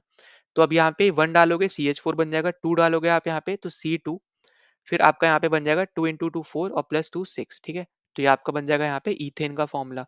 अब यहाँ पे होमोलॉगस सीरीज का मतलब क्या है? आपको ना डिफरेंस सेम देखने को मिलेगा। अब सेम डिफरेंस मतलब यहाँ पे ये हो गया कि एक और चलो यहाँ पे लिख लेते हैं एग्जांपल के तौर पे, मान लो ये प्रोपेन, ठीक है? अब प्रोपेन में आपको यहाँ पे 3 डाल दो तो C3, और ये बन जाएगा यहाँ पे 2 इंटू 3 6 प्लस 2 8, ठीक है? ये आपका बन जाएगा 8। अब दो कंटिन्यूअस जो आपके एलिमेंट है 1 2, ठीक है? 1 3 नहीं, 1 2 या फिर 2 3, इनमें आप जब भी कंपेयर करोगे ना, तो आपको सेम अमाउंट ऑफ एलिमेंट्स आप बोलो या फिर सेम अमाउंट ऑफ चीजें अलग देखने को मिलेंगी। जैसे CH4 में C2H6 से अलग करोगे, तो आपको देखने को मिलेगा कि यहाँ पे डिफर किससे कर रहा है? ये CH2 से डिफर कर रहा है। इसका मतलब ये है, इसके पास एक सी था, इसके पास एक एक्स्ट्रा सी है, इसका C2 है, मतलब सी एक एक्स्ट्रा है यहाँ पे। वहीं पे H इसके पास 4 है, इधर इसके पास 6 है, मतलब यहाँ पे 2 H एक्स्ट्रा है। इसलिए आपका CH2 के साथ ये डिफर कर रहा है, मतलब यहाँ पे डिफरेंस जो है वो CH2 का है। वही सेम चीज आप इन दोनों के बीच में देखो, कंटिन्यूअस जो आपके यहाँ पे अगला है उसके बीच में, तो इधर एक था, इधर एक एक्स्ट्रा है, मतलब यहाँ पे C का डिफरेंस आ गया पहले। फिर H6 ऊपर वाले में, इधर H8 है, मतलब यहाँ पे H2, यहाँ पे दो एक्स्ट्रा H है। तो वही सेम चीज आपको देखने को मिलेगी कि CH2 के बीच में ना आपको डिफरेंस देखने को मिलेगा इन दोनों यहाँ पे केसेस में। अब यहाँ पे बस इतना याद रखना कि कंटिन्यूअस की हम बात करेंगे, ऐसे नहीं है कि मीथेन को आप प्रोपेन के साथ करो, फिर इथेन को आप ब्यूटेन के साथ करो, अलग अलग नहीं। यहाँ पे कंटिन्यूअस की हम लोग यहाँ पे बात करें, मीथेन इथेन, फिर इथेन प्रोपेन, प्रोपेन ब्यूटेन, इस तरीके से, ठीक है? फिर ब्यूटेन के बाद पेंटेन, ब्यूटेन के साथ पेंटेन, उसमें भी आप देखोगे तो सेम डिफरेंस आपको यहाँ पे नजर आएगा, ठीक है? तो ये आपको यहाँ पे चीजें देखने को मिलती हैं, ठीक है? इसको आप यहाँ पे जरूर गो थ्रू कर सकते हो। हाइड्रोजन एटम और other atom of on these carbon chains can be replace by any of the functional group. तो यहाँ पे जैसे अभी हमने ऊपर भी देखा था, तो अभी तक हम यहाँ पे जैसे देखते आ रहे थे, हाइड्रोकार्बन्स क्या है? वो ऐसे कंपाउंड्स है आपके जहाँ पे सिर्फ और सिर्फ कार्बन और हाइड्रोजन यूज हुआ है, ठीक है? अब जो एक हाइड्रोजन है, जैसे मान लो आपका यहाँ पे सिंपल टर्म्स में अगर हम देखें, यहाँ पे सिंपल मान लेते फॉर्मूला हम लोग यहाँ पे C2 और H4, ठीक है? C2 और आपका यहाँ पे H6 हो जाएगा, क्योंकि हम मीथेन मतलब AN मतलब एल्केन की बात कर रहे हैं, ठीक है? अब अगर मान लो यहाँ पे हमें OH लगाना है ना, तो OH आप कैसे लगाओगे? आप किसी भी एक H के केस पे लगाओगे, ठीक है? H की जगह पे लगाओगे। तो जैसे आप इस H को हटा दोगे और इसकी जगह पे आप यहाँ पे OH लगा दोगे, अगर आपको इसको यहाँ पे इथेनॉल बनाना है तो। अब ये इथेन से इथेनॉल हो गया क्योंकि यहाँ पे OH लग गया। इसी का ही यहाँ पे डिफरेंस आता है। अब इसकी यहाँ पे प्रॉपर्टी कंप्लीटली चेंज हो जाएगी। ठीक है, क्योंकि आपका ये फंक्शनल ग्रुप आपने यहाँ पे ऐड कर दिया। अब जब भी आप फंक्शनल ग्रुप ऐड करोगे तो आप हाइड्रोजन के एटम की जगह लगाओगे। ठीक है, तो वही सेम चीज आपको यहाँ पे लिखी गई है कि आप रिप्लेस करोगे यहाँ पे कोई भी आपका हाइड्रोजन एटम फंक्शनल ग्रुप के साथ। ठीक है, तो यही सेम चीज आपको यहाँ पे लिखी हुई है। बाकी आप यहाँ पे जरूर इनको यहाँ पे पूरा पढ़ सकते हो, बाकी हमने यहाँ पे डिस्कस कर लिया है। ठीक है, अब जैसे आपका यहाँ पे ये एल्केन में था, वही सेम चीज आपका एल्कीन एल्काइन में भी हो जाएगा। तो वही सेम चीज आपको बार बार रिपीट नहीं करूंगा, तो वही सेम चीज आपको देखने को मिलेगी। ठीक है, तो आप यहाँ पे फॉर्मूला लिख के आप देख सकते हो डिफरेंस। ठीक है, तो ये इंपॉर्टेंट है। फिर हम आगे चल लेते हैं यहाँ पे। तो जनरल फॉर्मूला जैसे आपको, चलो ये तो मैंने पहले ही लिखवा दिया आपका एल्केन एल्काइन और एल्कीन का, तो ये आप यहाँ पे देख सकते हो। फिर अगर हम आगे बात करें तो आगे हमें देखने को मिलता है मॉलिक्यूलर मास जो आपका यहाँ पे इंक्रीज होता है होमोलोगस सीरीज का। फिर आपका यहाँ पे इसलिए होता है क्योंकि आपका मेल्टिंग और बॉइलिंग पॉइंट जो है वो भी आपका यहाँ पे इंक्रीज होता है मॉलिक्यूलर मास के साथ। ठीक है, तो ये आप यहाँ पे जरूर इनको यहाँ पे जरूर गो थ्रू कर लेना। फिर सॉल्युबिलिटी प्रॉपर्टी बार बार आ रही है, हमने यहाँ पे पहले भी डिस्कस कर रखा है। ठीक है, सेचुरेशन वाले आपके मिक्सचर की हम बात करते हैं जिसमें हम सल्यूट हम यहाँ पे एक अमाउंट तक डाल सकते हैं एट अ गिवन आपका टेम्परेचर। तो ये आपका यहाँ पे हम पहले भी बहुत बार डिस्कस कर चुके हैं। फिर अगला टॉपिक आपका आ जाता है यहाँ पे नोमेनक्लेचर ऑफ कार्बन कंपाउंड। अब देखो नोमेनक्लेचर में बेसिकली आपका आ जाता है यहाँ पे कि जो हम चीज ऐड कर रहे हैं ना उसकी वजह से ना आपकी जो जो हम वर्ड लिखेंगे, जो हम इंग्लिश में वर्ड लिखेंगे, उसमें कुछ चीज या तो प्रीफिक्स में ऐड हो जाती है। प्रीफिक्स मतलब होता है जैसे मान लो यहाँ पे हमने ABCD कुछ वर्ड लिखा, ठीक है, या तो इससे पहले कुछ ऐड हो जाएगा, इसको हम बोलते हैं यहाँ पे प्रीफिक्स, या फिर इसके बाद कुछ ऐड हो जाएगा जिसको हम बोलेंगे यहाँ पे सफिक्स। ठीक है, अब जैसे मैंने इथेन को ना इथेनॉल बोला, जैसे फॉर एग्जांपल मैंने चलो इथेन ही बोला। ठीक है, इथेन में अब ये AN ही लगा ना, ये हमें पता चला कि ये एल्केन है, तो ये AN ही लगा। अब AN ही क्या है यहाँ पे, ये सफिक्स है क्योंकि ये बाद में लग रहा है। इसी सेम तरीके से आपका यहाँ पे इथेनॉल होता है। अब इथेनॉल में हमने देखा यहाँ पे OH लगता है, एल्कोहल यहाँ पे ऐड हो रहा है जिसकी वजह से प्रॉपर्टी चेंज हो जा रही है कंप्लीटली। तो ये जो OL लगा ये भी क्या है यहाँ पे, एक ये एक सफिक्स है। ठीक है, तो यही सब की वजह से आपको यहाँ पे नोमेनक्लेचर देखने को मिलता है कार्बन कंपाउंड्स का। ठीक है, फिर हम यहाँ पे देख लेते हैं किस तरीके से हम लोग यहाँ पे करते हैं, वो आपको वहाँ पे ऊपर वाली चीज बता दी है यहाँ पे। अब सबसे पहले हम लोग यहाँ पे नंबर ऑफ कार्बन एटम्स यहाँ पे देख लेते हैं कितने होते हैं हमारे में। अब जैसे यहाँ पे फॉर एग्जांपल इथेन में 2 हैं, प्रोपेन में 3 हैं, आपके ब्यूटेन में 4 होते हैं, तो वो हम सबसे पहले वो चीज देखते हैं।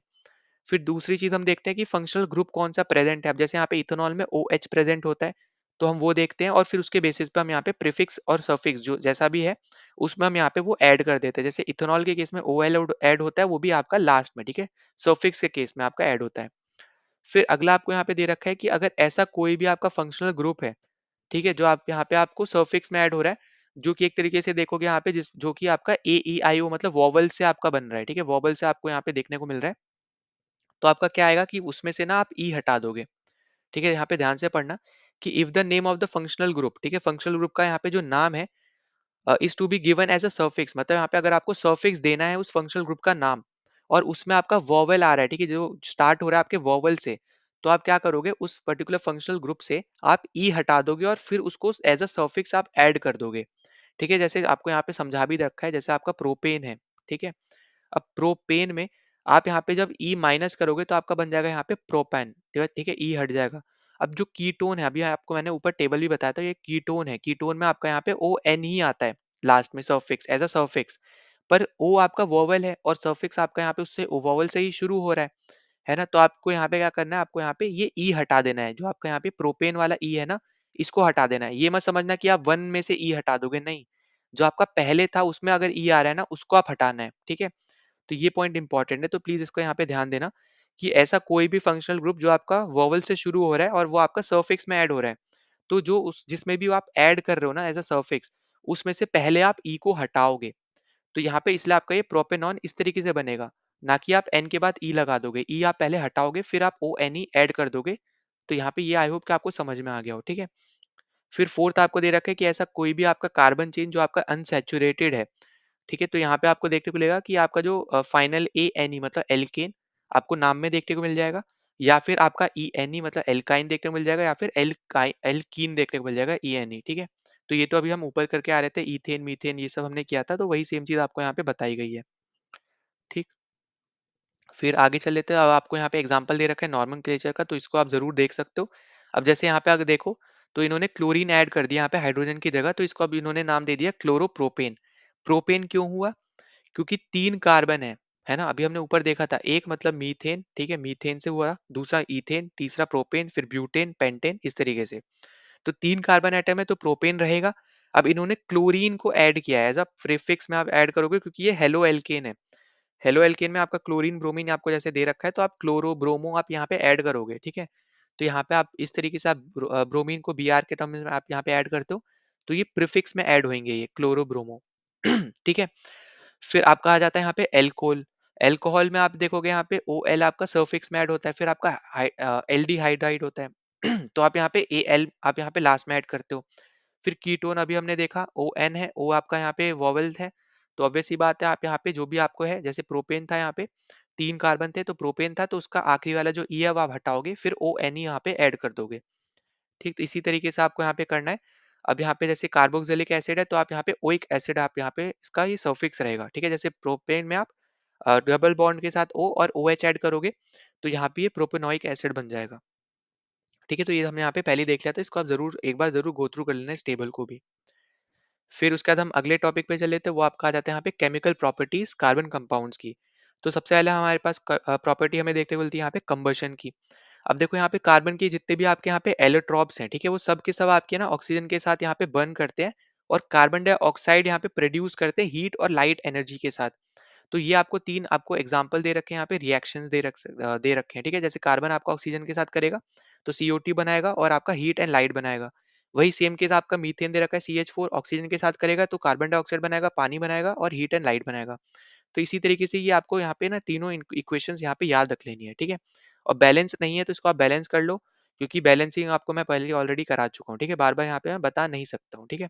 तो फर्स्ट चैप्टर में आपका यहाँ पे हमने कवर कर रखा है ये। फिर आपका अगला आ जाता है यहाँ पे सैचुरेटेड हाइड्रोकार्बन्स। तो देखो यहाँ पे अब ये इंपॉर्टेंट चीजें हैं, ये आपको यहाँ पे याद रखना है क्योंकि इससे रिलेटेड क्वेश्चन बनते हैं। तो यहाँ पे याद रखना है कि जो भी आपके सैचुरेटेड कंपाउंड्स होते हैं ना, उनकी जो फ्लेम रहेगी ना, जब भी आप उनको जलाओगे तो आपको क्लीन फ्लेम देखने को मिलती है। वहीं पे जो आपके अनसैचुरेटेड कार्बन कंपाउंड्स होते हैं, उनके थ्रू जब भी आप उनको जलाओगे ना, तो आपको येलो कलर की आपको फ्लेम देखने को मिलेगी और उनके ना धुआं निकल रहा होगा ज्यादा। ठीक है? तो ये पॉइंट याद रखना कि सैचुरेटेड हाइड्रोकार्बन कंपाउंड्स को जलाने पे आपको क्लीन फ्लेम देखने को मिलती है। वहीं पे अनसैचुरेटेड कार्बन कंपाउंड्स को जलाने पे आपको येलो कलर की तो फ्लेम देखने को मिलती है, साथ ही साथ धुआं भी निकलता हुआ दिखता है। ठीक है? तो कहीं पे भी अगर आप कुछ जला रहे हो, धुआं निकल रहा है, मतलब आप अनसैचुरेटेड कार्बन कंपाउंड्स को जला रहे हो। वहीं पे कोई भी ऐसी आपकी सिचुएशन जहाँ पे आप कोई भी चीज़ को जला रहे हो और वहाँ पे आपका क्लीन फ्लेम आपको देखने को मिल रही है, तो आप वहाँ पे सैचुरेटेड हाइड्रोकार्बन कंपाउंड्स को जला रहे हो, ठीक है? तो ये आपको यहाँ पे डिफरेंस पता होना चाहिए। अब ये जो आपके अनसैचुरेटेड हाइड्रोकार्बन कंपाउंड्स हैं, इनकी वजह से आप देखोगे यहाँ पे बेसिकली जो सूटी है, सूटी मतलब होता है यहाँ पे एक तरीके से कि इम्प्योर चीज़ों की यहाँ पे एक लेयर आपके यहाँ पे जमा हो जाती है, ठीक है? सूटी मतलब एक तरीके से आप ये समझो कि आपके ना इम्प्योर चीज़ों की आपकी ना एक लेयर आपको यहाँ पे देखने को मिलती है, जो आपकी जमा हो जाती है, जो आपको जिसकी वजह से आपको ये चीज़ देखने को मिलती है, ठीक है? यहाँ पे डिपॉज़िट्स आपको बेसिकली यहाँ पे मेटल्स पे इसके देखने को मिलेंगे, तो ये आपका यहाँ पे एक इम्पोर्टेंट चीज़ है, बस आप यहाँ पे ये चीज़ याद रख सकते हो अलग से, ठीक है? एज़ सच यहाँ पे इम्पोर्टेंट यहाँ पे एज़ सच है नहीं इतना, बस इतना याद रख लेना कि यहाँ पे ये होता क्या है, ठीक है? अब इसके बाद अगर हम यहाँ पे बात करें, जैसे सूटी का हमने यहाँ पे बात करी, तो सूटी बेसिकली आपका क्या हो गया यहाँ पे कि mass of impure carbon particles होते हैं, जो कि कंप्लीटली कंबशन नहीं होता है, जिनका मतलब कंप्लीटली वो बर्न नहीं हो पाते हैं, तो जिसकी वजह से आपको यहाँ पे सूटी डिपॉजिट जिसको हम बोलते हैं, वो हमें यहाँ पे देखने को मिलते हैं। ठीक है? आपको यहाँ पे जैसे नीचे भी दे रखा है यहाँ पे, इनकम्प्लीट कंबशन आपको यहाँ पे देखने को मिलता है। ठीक है? फिर आपको दे रखा है यहाँ पे कि गैस और केरोसिन स्टोव आप जब यहाँ पे यूज़ करते हो, तो आपने देखा होगा यहाँ पे कि आपका जो ऑक्सीजन रिच वाला एरिया होता है ना, उसकी वजह से आपको वो ब्लू कलर की फ्लेम आपको देखने को मिलती है। ठीक है? ऑक्सीजन की सफिशिएंट आपको यहाँ पे अमाउंट ऑफ ऑक्सीजन देखने को मिलता है, जिसके साथ वो रिएक्ट कर देता है, एक तरीके से आप बोल सकते हो। और फिर हमें यहाँ पे क्लीन ब्लू फ्लेम हमें देखने को मिलती है, जब भी आप गैस स्टोव ओपन करोगे ना, जब भी आप जलाओगे उसको, तो आप देख सकते हो वो चीज़। ठीक है? फिर हम आगे चलते हैं, यहाँ पे आगे आपको देखने को मिलेगा कि अगर आपके कुकिंग वेसल्स हैं और वो नीचे से ना ब्लैक कलर के हो जा रहे हैं, इसका मतलब ये है कि जो आपकी ये गैस है या फिर आप बोलो यहाँ पे जो चीजें हैं, वो सही से आपकी काम नहीं कर रहे हैं या फिर कंप्लीटली कंबशन नहीं हो रहा है वहाँ पे। ठीक है? तो ये याद रखना कि ऐसा कोई भी वेसल जिसके नीचे आपका ना ब्लैक लेयर जमा हो जाती है, इसका मतलब ये है कि वहाँ पे कंबशन अच्छे से काम नहीं कर पा रहा है। ये बस आपको यहाँ पे याद रख लेना है। ठीक? फिर हम आगे बात कर लेते हैं, तो आगे आपको दे रखा है कि why do substances burn. With और विदाउट अ फ्लेम, ठीक है, फ्लेम के साथ क्यों यहाँ पे जलते हैं सब्सटेंस, ठीक है, जलते हैं आपके सब्सटेंस। अब जैसे आपको यहाँ पे पता होगा कि आपका जैसे दे रखा है यहाँ पे कोल एंड चारकोल, ठीक है। अब गाँव साइड में आप जब जाओगे तो आपको ना ये अंगीठी जैसे दे रखा है, जैसे आपने चूल्हा वगैरह भी देखा होगा जो आपके गाँव एरिया में बनता है। तो वहाँ पे अगर आप आग भी नहीं लगी होती है ना, तब भी आपकी रोटियाँ जो होती है वो आप गरम कर सकते हो वहाँ पे, ठीक है। आप ज़्यादातर देखते होगे तंदूरी रोटीज़ वगैरह जैसे बनती है वो आपकी इसी तरीके से ना हीट की वजह से आपकी बनती है कभी-कभी, ठीक है। वहीं पे फ्लेम्स भी आपके होते हैं, ऐसा नहीं है कि ज़रूरी नहीं कि हीट मतलब आपकी जी चीज़ जलेगी नहीं तो आप बना नहीं सकते हो। बना सकते हो इसी तेम सेम तरीके से बना सकते हो क्योंकि उसके थ्रू आपकी हीट एनर्जी निकलती है और वहाँ से आपकी रोटी जो होती है आपकी पकती है, ठीक है। तो ये बस आपका यहाँ पे एक एग्ज़ाम्पल के तौर पे आपको बस दे रखा है।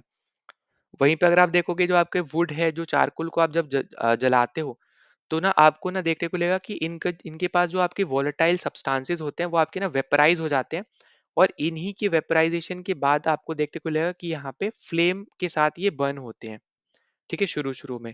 तो फ्लेम आपको यही इसलिए देखने को मिलती है यहाँ पे, ठीक? तो ये आपका यहाँ पे एक इम्पोर्टेंट पॉइंट है, इसको ज़रूर आप यहाँ पे देख सकते हो। बाकी एज़ सच यहाँ पे इससे क्वेश्चन बनते नहीं है, ठीक? फिर आगे आपको दे रखा है formation of coal and petroleum. अब देखो यहाँ पे इससे भी एज सच इंपॉर्टेंट नहीं, ये आपको पता ही चल जाएगा कि आपका जो कोल एंड पेट्रोलियम है, ये आप देखोगे ना अर्थ क्रस्ट और सी बेड, ठीक है, पेट्रोलियम तो सी बेड, अर्थ क्रस्ट में आपका कोल वगैरह। तो ये मिलियंस ऑफ ईयर्स पे जो भी आपके प्लांट्स वगैरह स्पीशीज वगैरह जो होती हैं वो डिकम्पोज होती है, तो उसके जैसे आपको ना एक कोल और आपका पेट्रोलियम देखने को मिलता है, वही सेम चीज आपको यहाँ पे लिखी हुई है। ये सब हर एक को पता होता है, ठीक है, इतना तो आपको हर एक को पता होता है।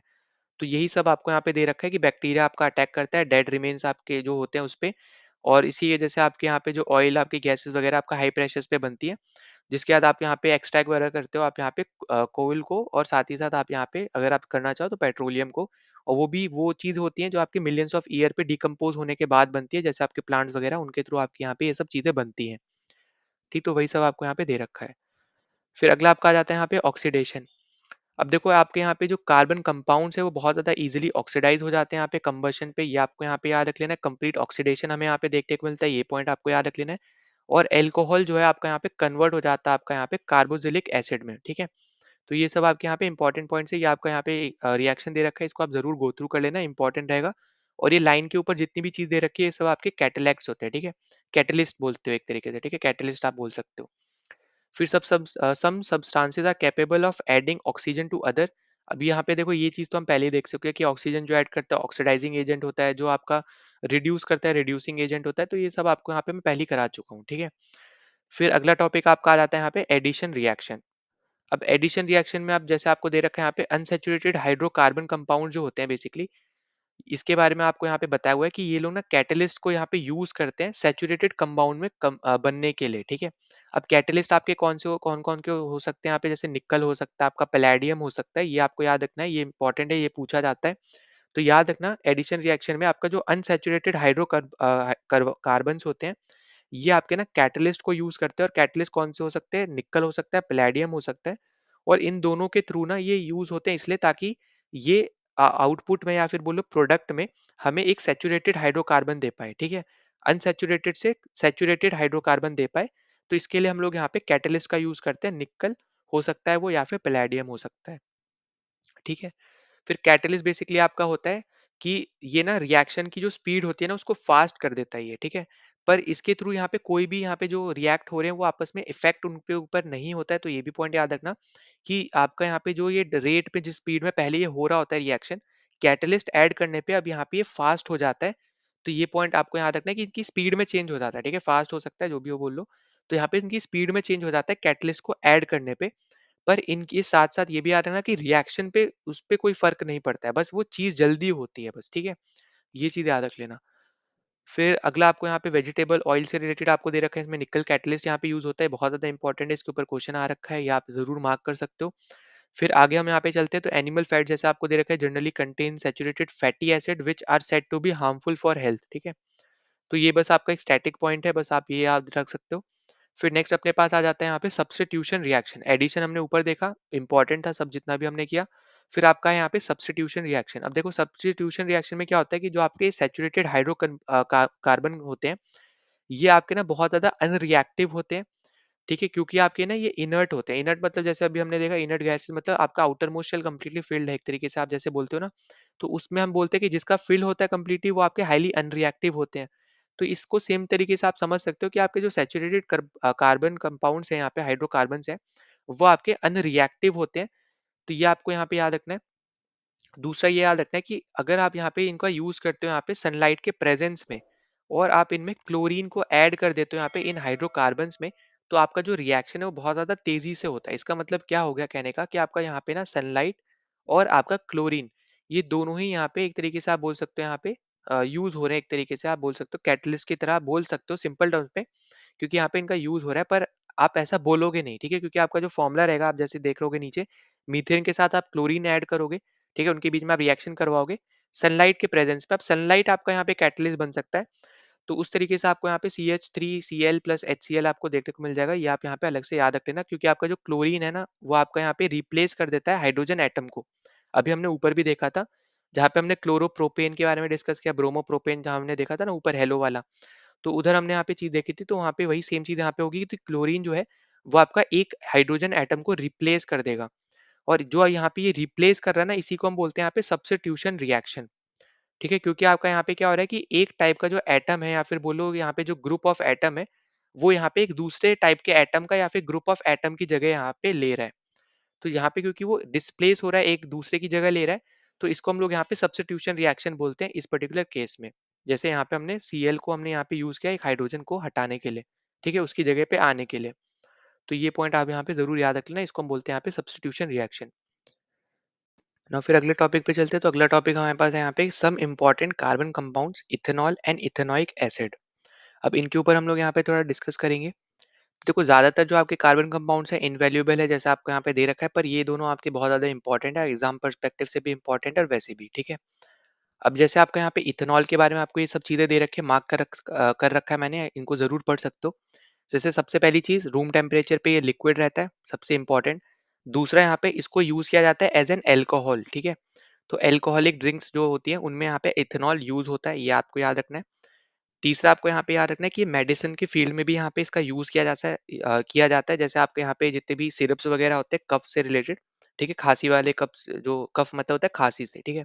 तो खांसी वाले जितने भी सिरप्स होते हैं उनमें भी आपका यहाँ पे ये यूज होता है। टिंचर ऑफ आयोडीन में भी यहाँ पे यूज हो रहा है यहाँ पे ये। और कोई दूसरे जो आपके टॉनिक्स वगैरह होते हैं उनमें भी यहाँ पे ये यूज होता है, ठीक है? तो मेडिसिन फील्ड में भी यूज होता है। आपका एल्कोहलिक ड्रिंक्स जितनी भी होती है उनमें भी यहाँ पे यूज होता है। ये आपका लिक्विड होता है यहाँ पे रूम टेम्परेचर में। साथ ही साथ ये हर प्रोपोर्शन में पानी में ये सॉल्युबल है। ठीक है? तो ये भी इंपॉर्टेंट है। साथ ही साथ इनका ना यहाँ पे कंजम्पशन करना, ठीक है? चाहे आप थोड़ा करो या ज़्यादा करो। ज़्यादा करोगे तो बहुत ज़्यादा आपके हेल्थ के लिए खराब है, थोड़ा भी करोगे अगर आप, तो भी आपकी हेल्थ के लिए क्रिएट कर सकता है यहाँ पे प्रॉब्लम्स, ठीक है? इश्यूज़ क्रिएट हो सकते हैं। तो इसलिए अल्कोहल वगैरह यहाँ पे पीनी नहीं चाहिए, ठीक है? फिर उसके बाद हम आगे बात करते हैं यहाँ पे। तो हमें यहाँ पे कुछ रिएक्शंस दे रखा है, रिएक्शंस ऑफ इथेनॉल, जिसपे सबसे पहले हमें यहाँ पे रिएक्शन दे रखा है सोडियम के साथ। अब देखो जब भी आपका अल्कोहल रिएक्ट करता है सोडियम के साथ, तो यहाँ पे ना ये हाइड्रोजन रिलीज करता है। ठीक है? अब यहाँ पे अल्कोहल का आपको यहाँ पे ये पहली बात तो ये याद रख लेना अल्कोहल, ठीक है? अल्कोहल मतलब होता है यहाँ पे इथेनॉल। इथेनॉल को अभी हमने यहाँ पे देखा था। इथेनॉल मतलब आप सिंपल टर्म्स में देख लो यहाँ पे, इसको अलग तरीके से यहाँ पे इन्होंने लिख दिया, वरना आप यहाँ पे सिंपल टर्म्स में देखोगे तो C2H5OH बन रहा है, ठीक है? यहाँ पे अगर आप इथेनॉल को बनाना चाहोगे यहाँ पे फॉर्मूले में तो इस तरीके से बन रहा है, वरना आप इस तरीके से लिखोगे ज्यादा इजी रहे समझने में, तो आप ऐसे भी समझ सकते हो, ठीक है? आपका अल्कोहल का फॉर्मूला है, अल्कोहल मतलब इथेनॉल का फॉर्मूला है, ठीक? अब उसके बाद आपने यहाँ पे जैसे देखने को मिला कि आपका ये हाइड्रोजन रिलीज करता है, मतलब यहाँ पे एक H चला जाएगा और Na इसके साथ जुड़ जाएगा, तो यहाँ पे बना देगा सोडियम इथॉक्साइड, ठीक है? बस इतना पॉइंट आपको याद रखना है कि जब भी आपका सोडियम के साथ इथेनॉल रिएक्ट करता है तो सोडियम इथॉक्साइड बनाता है, उसका फॉर्मूला आपको यहाँ पे पता होना चाहिए। और हाइड्रोजन रिलीज करता है, ये भी इंपॉर्टेंट है। फिर अगला आपका आ जाता है यहाँ पे कि जब भी आपका ये रिएक्ट करता है अनसैचुरेटेड हाइड्रोकार्बन के साथ, तो जब भी यहाँ पे आपको देखने को मिलेगा ना ये आपका हाइड्रोकार्बन कंपाउंड्स के साथ रिएक्ट करता है जो आपके अनसैचुरेटेड होते हैं, तो इसमें आपका जो कंसेंट्रेटेड H2SO4 है, सल्फ्यूरिक एसिड जो है, इसके साथ यहाँ पे एज अ कैटलिस्ट के साथ यहाँ पे इसको यूज किया जाता है, ठीक है? अल्कोहल को, इथेनॉल को, या फिर अल्कोहल जिसको हम बोल सकते हैं। और यहाँ पे आपका 443 केल्विन आपका टेम्परेचर है, वो भी आप यहाँ पे इसको लिख सकते थे, ठीक है? जिसकी वजह से आपको यहाँ पे इथेनॉल जो आपका यहाँ पे देखने को मिलेगा यहाँ पे इस फॉर्मूले में, और पानी आपका रिलीज होगा, ठीक है? तो यहाँ पे आप ये भी बोल सकते हो कि आपका डिहाइड्रेटिंग के लिए आप यहाँ पे डिहाइड्रेटिंग आपको यहाँ पे देखने को मिल रही है, ठीक है? ये एक तरीके से आपका यहाँ पे डिहाइड्रेटिंग एजेंट की तरह यहाँ पे यूज़ हो रहा है जो आपका सल्फ्यूरिक एसिड है वो, ठीक? तो ये भी आपका एक डायरेक्ट स्टैटिक बेस्ड क्वेश्चन बन सकता है कि आपका अनसैचुरेटेड हाइड्रोकार्बन्स में जब आप रिएक्शन करा रहे हो, तो यहाँ पे आपको क्या देखने को मिलता है कि आपका जो कंसंट्रेटेड H2SO4 है, आपका सल्फ्यूरिक एसिड जो है ये आपका डिहाइड्रेटिंग एजेंट की तरह यहाँ पे काम कर रहा है, जिसकी वजह से आपका CH2 डबल बॉन्ड CH2 आपको देखने को मिल रहा है, ठीक है? आपका इथीन इथीन आपको यहाँ पे देखने को मिल रहा है। तो ये आपका यहाँ पे एक इंपॉर्टेंट पॉइंट है, इसको जरूर देख लेना, ठीक है? डबल बॉन्ड है, इथीन आपको देखने को मिल रहा है। फिर आगे अगर हम आगे बात करें, पानी निकल रहा है, ये भी इंपॉर्टेंट, ठीक है? H2O निकल रहा है। फिर इम्पोर्टेंट आपका अगला हम देखते हैं, तो आपको दे रखा है यहाँ पे कि how do alcohol effect living beings, ठीक है? अब देखो यहाँ पे ये सेम चीज आपको बार बार वही दे रखा है, स्मॉल क्वांटिटी में आप लोगे, ठीक है, तो भी आपको प्रॉब्लम है, लार्ज क्वांटिटी में लोगे तो भी आपको लंबे समय के बाद आपको दिक्कत आएगी, ठीक है? तो वो आपकी बार बार वही सेम चीज आ रही है, क्योंकि आपका जो सेंस है, जो आपका बोल सकते हो ना, आपको लग रहा हो कि क्या आप रिलैक्स कर रहे हो उसको, इनहेल करके आप एक तरीके से बोल लो, इनहेल तो नहीं मतलब इनटेक करके, पर आपको एक तरीके से आप देखोगे कि आपका ना जो सेंस ऑफ जजमेंट आपको जैसे दे रखा है यहाँ पे, कि आपकी जो सेंसिविटी है, ठीक है, सेंसिटिविटी है, वो आपकी सब खराब हो जाती है, आपके एक्शंस कुछ और होते हैं, और आप बोल मतलब कुछ बोलते अलग हो और करते कुछ और हो, ठीक है? मतलब आप यहाँ पे चीज़ों को सही से कर नहीं पाते हो अगर आप जब भी उसको इनटेक करोगे तो, सिंपल टर्म्स में, ठीक है? पर यहाँ पे आपको जैसे आगे दे रखा है कि अगर मान लो इथेनॉल की जगह आप यहाँ पे मिथेनॉल ले लेते हो, तो मिथेनॉल तो आपका और ज़्यादा खराब होता है, उससे तो सीधे-सीधे आपकी डेथ हो सकती है, ठीक है? यहाँ पे आपको हेल्थ इश्यूज़ होंगे, उसके बाद आपकी डेथ होगी, पर यहाँ से सीधे-सीधे आपकी डेथ हो जाएगी, ठीक? तो ये भी याद रखना क्यों हो जाएगी, क्योंकि ये ना आपका बहुत ज़्यादा ऑक्सीडाइज़ हो सकता है यहाँ पे ये लिवर के अंदर, तो इसलिए यहाँ पे बहुत ज़्यादा रिएक्टिव है यहाँ पे, क्योंकि ठीक है? तो इसलिए आपको यहाँ पे ये चीज़ें याद रख लेनी है, ठीक?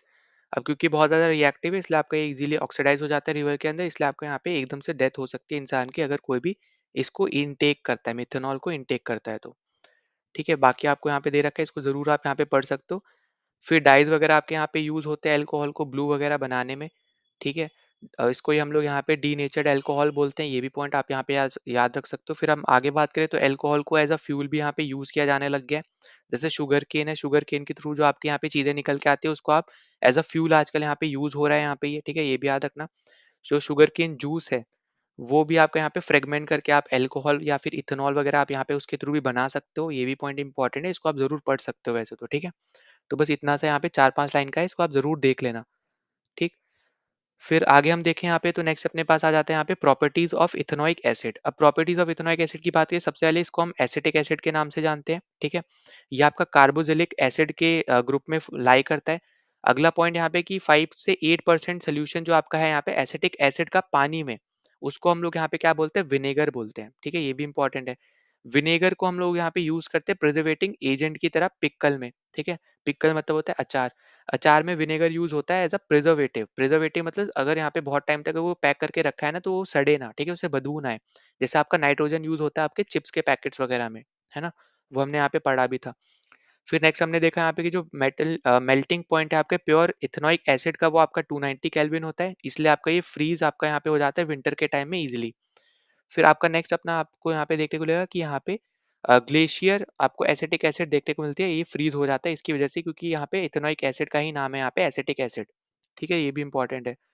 फिर जो आपका यहाँ पे ऑर्गेनिक कंपाउंड्स है, इसको हम लोग यहाँ पे कार्बोक्सिलिक एसिड बोलते हैं। ये आपको यहाँ पे दे रखा है, इसको आप जरूर यहाँ पे पढ़ सकते हो, ऐसे यहाँ पे रहेगा नहीं, पर ये पहला पैराग्राफ वाला बहुत ज्यादा इंपॉर्टेंट है, इसको जरूर आप यहाँ पे मार्क कर लेना, ठीक है? फिर मिनरल एसिड्स आपका जैसे HCl है यहाँ पे ये, तो यहाँ पे ये कंप्लीटली आयोनाइज्ड होते हैं, ठीक है? पर जो आपका कार्बोक्सिलिक एसिड होता है, ये आपके वीक एसिड्स होते हैं, तो इसको भी आप यहाँ पे देख सकते हो, येलो वाला ज्यादा इंपॉर्टेंट है जो मार्क कर रखा है, इसको आप जरूर देख लेना, ठीक है? फिर इनके रिएक्शंस की बात करते हैं यहाँ पे, इथेनॉइक एसिड के रिएक्शन की, तो इसमें सबसे पहले हमारे पास देखने को मिलता है यहाँ पे एस्टेरिफिकेशन रिएक्शन, मतलब यहाँ पे ईस्टर बनता हुआ नजर आता है हमें। तो ईस्टर का फॉर्मूला आपको यहाँ पे देख लेना है, यहाँ पे किस तरीके का स्ट्रक्चर आपको देखने को मिलता है। फिर ईस्टर जो है बेसिकली आपका ना बहुत ज्यादा यहाँ पे यूज होता है। आपको देखने को मिलेगा कि ester are most commonly form by reaction of an acid and an alcohol, मतलब एसिड और अल्कोहल के रिएक्शन की वजह से आपको ईस्टर बनता हुआ नजर आता है। बस इतना याद रखना कि ईस्टर कैसे बनता है, ये पता होना चाहिए। कोई एसिड और आपके अल्कोहल के बीच में जब भी रिएक्शन करवाओगे, तो आपका यहाँ पे ये ईस्टर बनेगा, ठीक है? तो ये इंपॉर्टेंट है, इसको बिल्कुल भूलना नहीं। फिर आगे अगर हम यहाँ पे देखें, तो ईस्टर आपका यहाँ पे स्वीट स्मेलिंग सब्सटेंस होता है। ये आपका यूज होता है परफ्यूम्स वगैरह बनाने में, और आपके यहाँ पे फ्लेवरिंग एजेंट के तौर पे भी यहाँ पे यूज होता है फूड वगैरह में भी, ठीक है? फिर यहाँ पे on treating with sodium hydroxide, अगर आप यहाँ पे ईस्टर को सोडियम हाइड्रोक्साइड के साथ इसको ट्रीट करते हो, जो कि आपका खुद में ही एक एल्कली है, तो यहाँ पे जो आपका ईस्टर है ना, ये आपका वापस से कन्वर्ट हो जाता है अल्कोहल में, ठीक? और आपका सोडियम सॉल्ट या आपका कार्बोलिक एसिड में। मतलब यहाँ पे ये रिवर्स रिएक्शन है ये, ठीक है? अगर आप सोडियम कार हाइड्रोक्साइड के साथ रिएक्ट करवाओगे ईस्टर को, तो यहाँ पे आपको रिवर्स चीज़ देखने को मिलेगी, मतलब आपका ये वापस से कन्वर्ट हो जाएगा आपका यहाँ पे ये अल्कोहल में, ठीक? तो यहाँ पे ये 2 चीज़ हमें यहाँ पे देखने को मिली। पहली यहाँ पे कि एसिड और अल्कोहल को जब आप रिएक्ट करवाओगे, तो आपका ईस्टर बनता है। फिर आपका सोडियम हाइड्रॉक्साइड के साथ आप जब आप ईस्टर को रिएक्ट करवाओगे, तो आपको वापस से अल्कोहल मिल जाता है, ठीक है? तो ये आपके यहाँ पे इंपॉर्टेंट पॉइंट्स हैं। फिर इसको हम लोग यहाँ पे सैपोनिफिकेशन बोलते हैं, क्योंकि हमें यहाँ पे इसकी मदद से हम लोग सोप बना पाते हैं। तो ये भी एक इम्पॉर्टेंट पॉइंट है, इसको भी मार्क कर सकते हो कि इसको हम लोग क्या बोलते हैं, सैपोनिफिकेशन बोलते हैं, क्योंकि हम इसी की मदद से सोप वगैरह जो आपके होते हैं, साबुन वगैरह, वो हम लोग यहाँ पे इजिली बना पाते हैं, ठीक है? और जो सोप ज्यादातर होते हैं वो आपके सोडियम या फिर पोटेशियम सॉल्ट्स के होते हैं, क्योंकि यहाँ पे लॉन्ग चेन कार्बोक्सिलिक एसिड हमें यहाँ पे चाहिए होती है, जो हमें इनमें देखने को मिलती है, ठीक? फिर अगला आपका यहाँ पे रिएक्शन है रिएक्शन विद द बेस। तो जैसा आपका यहाँ पे मिनरल एसिड्स है, जैसा आपका इथेनॉइक एसिड है, वो आपका रिएक्ट करता है बेस के साथ। जैसे आपका बेस हो गया सोडियम हाइड्रोक्साइड, तो ये हमें यहाँ पे सॉल्ट देता है, ठीक है? वही सेम चीज जो अभी हम ऊपर देख के आए थे, तो सॉल्ट हमें देता है और पानी हमें देता है, ठीक है? H2 हमें देता है। तो कोई भी आपका यहाँ पे जो मिनरल एसिड है, जैसे आपका इथेनॉइक एसिड, जब भी आपका यहाँ पे बेस के साथ रिएक्ट करेगा, बेस जैसे हो गया आपका सोडियम हाइड्रोक्साइड, तो ये आपका सॉल्ट और वाटर देगा। तो ये आपको यहाँ पे याद रख लेना है। फिर अगला आ जाता है यहाँ पे जो आपका रिएक्ट कैसे करेगा, ये आपका हाइड्रोजन कार्बोनेट्स के साथ और कार्बोनेट के साथ। तो इस केस में अगर हम बात करें, तो यहाँ पे ये जो है ये आपका प्रोडक्ट देता है एक तरीके से आपका सॉल्ट, कार्बन डाइऑक्साइड और वाटर, ठीक है? तो जब भी हम लोग यहाँ पे रिएक्ट करवाते हैं इथेनॉइक एसिड को कार्बोनेट या फिर हाइड्रोजन कार्बोनेट के साथ, तो हमें प्रोडक्ट में देखने को मिलता है सॉल्ट, जो भी हमने ले रखा होगा, ठीक है? जैसे आपका यहाँ पे जैसे आपको यहाँ पे दे रखा है ना Na2CO3 सोडियम कार्बोनेट, तो सोडियम का हमें सॉल्ट देखने को मिलेगा। फिर हमें कार्बन डाइऑक्साइड देखने को मिलेगी CO2, फिर हमें वाटर H2O देखने को मिलेगा। तो ये सब आपके यहाँ पे इंपॉर्टेंट चीज़ें, इसको ज़रूर देख लेना। और जो आपका सॉल्ट यहाँ से प्रोड्यूस होगा, वो हम बोलते हैं यहाँ पे सोडियम एसीटेट, ठीक है? इसको हम लोग बोल रहे हैं यहाँ पे सोडियम एसीटेट, तो ये भी इंपॉर्टेंट है, तो इसको ज़रूर यहाँ पे याद रख लेना। फिर अपना यहाँ पे अगला आ जाता है यहाँ पे सोप्स एंड डिटर्जेंट्स का टॉपिक, ठीक? अब देखो सोप्स एंड डिटर्जेंट के टॉपिक में आपको देखने को मिलेगा जितनी भी आपकी यहाँ पे धूल मिट्टी वगैरह यहाँ पे डर्ट होती है, वो सब आपकी ना ऑयल कंपाउंड्स होते हैं एक तरीके से, ठीक है? ऑयल चीजें होती है वो। तो उसको चीज साफ करने के लिए हम लोग यहाँ पे डिटर्जेंट्स का ज्यादातर हम लोग यहाँ पे यूज करते हैं, क्योंकि आपके जो ऑयल्स होते हैं वो पानी में डिजोल्व नहीं होते हैं, है ना? ये तो हमने यहाँ पे पढ़ा था जब हमने सेपरेटिंग वाले प्रोसेस पढ़े थे, तो हमने यहाँ पे चीज देखी थी। ठीक है? तो ये याद रखना है यहाँ पे कि जितने भी डर्ट्स होते हैं वो सब आपके यहाँ पे ऑयली होते हैं नेचर में, और क्योंकि आपका ऑयल डिजोल्व नहीं होता है पानी में, तो हम इजिली इनको सेपरेट कर पाते हैं, ठीक? और जैसे हमने यहाँ पे देखा था कि जो भी आपके सोप्स होते हैं वो आपके सोडियम या फिर पोटेशियम चीज़ों से बने होते हैं, सॉल्ट से बने होते हैं, तो वो हमें यहाँ पे भी देखने को मिलता है, क्योंकि हमें long chain of carboxylic acid हमें यहाँ पे चाहिए होती है, ठीक है? तो ये पॉइंट आपको यहाँ पे याद रख लेना है। और यहाँ पे जो ये सोप के मॉलिक्यूल्स हैं, इनको हम लोग बोलते हैं हमें मिसल्स। मिसल्स मतलब आपको यहाँ पे देखने को मिल रहे हैं ये, एक तरफ आपकी टेल है और एक तरफ इसका हेड है, ठीक है? तो ये आपको यहाँ पे याद रख लेना है। फिर आगे हम बात करते हैं, तो एक तरफ जैसा आपको दे रखा है, एक तरफ आपका मॉलिक्यूल के टुवर्ड्स यहाँ पे करेगा यहाँ पे और दूसरे तरफ आपका ये आउटसाइड यहाँ पे लिंक करेगा, ठीक है? तो एक तरफ आपका इनवर्ड देख रहा है और दूसरी तरफ आपका आउटवर्ड देख रहा है, मतलब आउटसाइड की तरफ देख रहा है। इसकी वजह से हमें यहाँ पे इमल्शन देखने को मिलता है, क्योंकि लिक्विड लिक्विड के साथ जा रहा है, जो हमने यहाँ पे कोलाइड वाले चीज में पढ़ा था कि आपका डिस्पर्स फेज और डिस्पर्जन मीडियम दोनों अगर लिक्विड होते हैं, तो आपका इमल्शन बनता है कोलाइड, जो आपका हमने पढ़ा था, ठीक है? तो ये आपको वही सेम चीज आपको यहाँ पे दे रखी है। फिर अगला आपका आ जाता है यहाँ पे मिसल्स का, थोड़ा आपको ये बता रखा है, तो यहाँ पे अगर हम देखें, तो आपको दे रखा है कि आपके 2 एंड्स होते हैं, ठीक है? एक एंड आपका यहाँ पे हाइड्रोफिलिक होता है, जो कि पानी के साथ रिएक्ट करता है, और दूसरा एंड आपका हाइड्रोफोबिक होता है, जो कि आपका हाइड्रोकार्बन के साथ रिएक्ट करता है। अब देखो फोबिक मतलब आपको जैसे पता होगा, थोड़ा बीमारी टाइप जैसे डर लगता है। तो अब इससे यहाँ पे चीज़ों को याद रख सकते हो कि हाइड्रोफिलिक जो है, वो पानी के साथ रिएक्ट करेगा, जो हाइड्रोफोबिक है वो आपका पानी के साथ रिएक्ट नहीं करेगा, वो आपका हाइड्रोकार्बन के साथ रिएक्ट कर जाएगा, ठीक है? तो इस तरीके से आप यहाँ पे इसको याद रख लेना। फिर बाकी अगर आपका जब भी सोप आपका सरफेस पे होता है पानी के, तो आपका जो हाइड्रोफोबिक टेल होगा ना यहाँ पे इस साबुन का या सोप का जो आप बोल लो, ये आपका पानी में डिसॉल्व नहीं होता, मतलब सॉल्युबल नहीं होता ये, ठीक है? अगर आपका जो सोप है अगर सरफेस पे है पानी के, तो आपका जो हाइड्रोफोबिक टेल है वो आपका सॉल्युबल नहीं होता है पानी में, ये पॉइंट आपको यहाँ पे याद रख लेना है, ठीक है? बाकी आप यहाँ पे जरूर देख सकते हो, यहाँ पे आपको जैसे दिख भी रहा होगा, यहाँ पे हेड एंड टेल आपको दिख रही होगी, यहाँ पे ये मिसल्स वगैरह हैं जो आपको यहाँ पे समझाए गए हैं, ठीक है? फिर आगे हम चलते हैं यहाँ पे, तो आगे आपको जैसे मिसल्स क्या होते हैं ये आपको बताया, जो अभी हमने ऊपर डिस्कस कर लिया। हाइड्रोफोबिक यहाँ पे टेल्स देखने को मिल रही है यहाँ पे इंटीरियर में, ये आपकी टेल से अंदर की तरफ, ये आपकी टेल से अंदर की तरफ, ये आपका हेड है बाहर की तरफ। ठीक है, तो ये हमने यहाँ पे पहले डिस्कस कर लिया। ज्यादातर ऑयली आपके डर्ट होते हैं, ये भी हमने यहाँ पे डिस्कस कर लिया है। जो आपके सेंटर में जो आपकी मिसल्स है ना, अब यहाँ पे सेंटर बना, तो यहाँ पे एक इकट्ठे हो जाते हैं जितने भी यहाँ पे ऑयल डर्ट्स होते हैं, मतलब ज्यादातर डर्ट्स तो आपके ऑयली नेचर के ही होते हैं, तो वो सब आपके ना सेंटर पे इकट्ठे हो जाते हैं। ठीक है, तो यही चीज आपको यहाँ पे बार बार बताई गई है। फिर सोप मिसल जो होते हैं आपकी, ये स्कैटर कर लेते हैं लाइट को, याद रख लेना। और ये क्लाउडी अपीयर्स होते हैं, ठीक है, मतलब आपके झाग वगैरह यहाँ पे निकलते हैं, तो आपको क्लाउडी तरीके का थोड़ा आपको देखने को मिलता है। ठीक, तो ये इंपॉर्टेंट है। फिर अगला आपको यहाँ पे दे रखा है यहाँ पे कि कि आपका यहाँ पे जैसे दे रखा है कि have you ever observe while bathing that foam is form when difficulty. मतलब जब भी आप नहाते हो तो आपका जो फॉर्म है, मतलब यहाँ पे जो झाग है, वो बहुत ज्यादा मुश्किल से आपका निकलता है अगर आप सिर्फ पानी से नहा रहे हो। ठीक है, वॉशिंग वगैरह आप कर रहे हो पानी से, तो वही सेम चीज आपको समझा रखी है कि ऐसा इसलिए होता है क्योंकि जब आप रिएक्ट करवाते हैं यहाँ पे सोप के साथ, ठीक है, तो यहाँ पे सोप जो है वो आपका कैल्शियम मैग्नीशियम सॉल्ट के साथ आपकी यहाँ पे रहती है। तो यहाँ पे इसकी वजह से यहाँ पे ना आपका जो हार्डनेस ऑफ वाटर हमें यहाँ पे देखने को मिलता है इसकी वजह से ही। ठीक, और इसकी वजह से हमें देखने को मिलता है कि जो हमारा यहाँ पे अगर हमें झाग चाहिए तो हमें यहाँ पे लार्ज अमाउंट ऑफ सोप का हमें यहाँ पे थोड़ा यूज करना पड़ता है। और इसको ओवरकम करने के लिए हम यहाँ पे डिटर्जेंट का यहाँ पे यूज करते हैं। ठीक है, कपड़े वगैरह धुलने में भी आप देखते होगे कि ये झाग वगैरह अगर आपको ज्यादा चाहिए तो आप उसमें क्लींसिंग एजेंट का यूज करते हो। क्लींसिंग एजेंट यहाँ पे डिटर्जेंट बोला जाता है। ठीक है, डिटर्जेंट को यहाँ पे क्लींसिंग एजेंट या फिर बोलो क्लीनिंग एजेंट यहाँ पे बोला जाता है।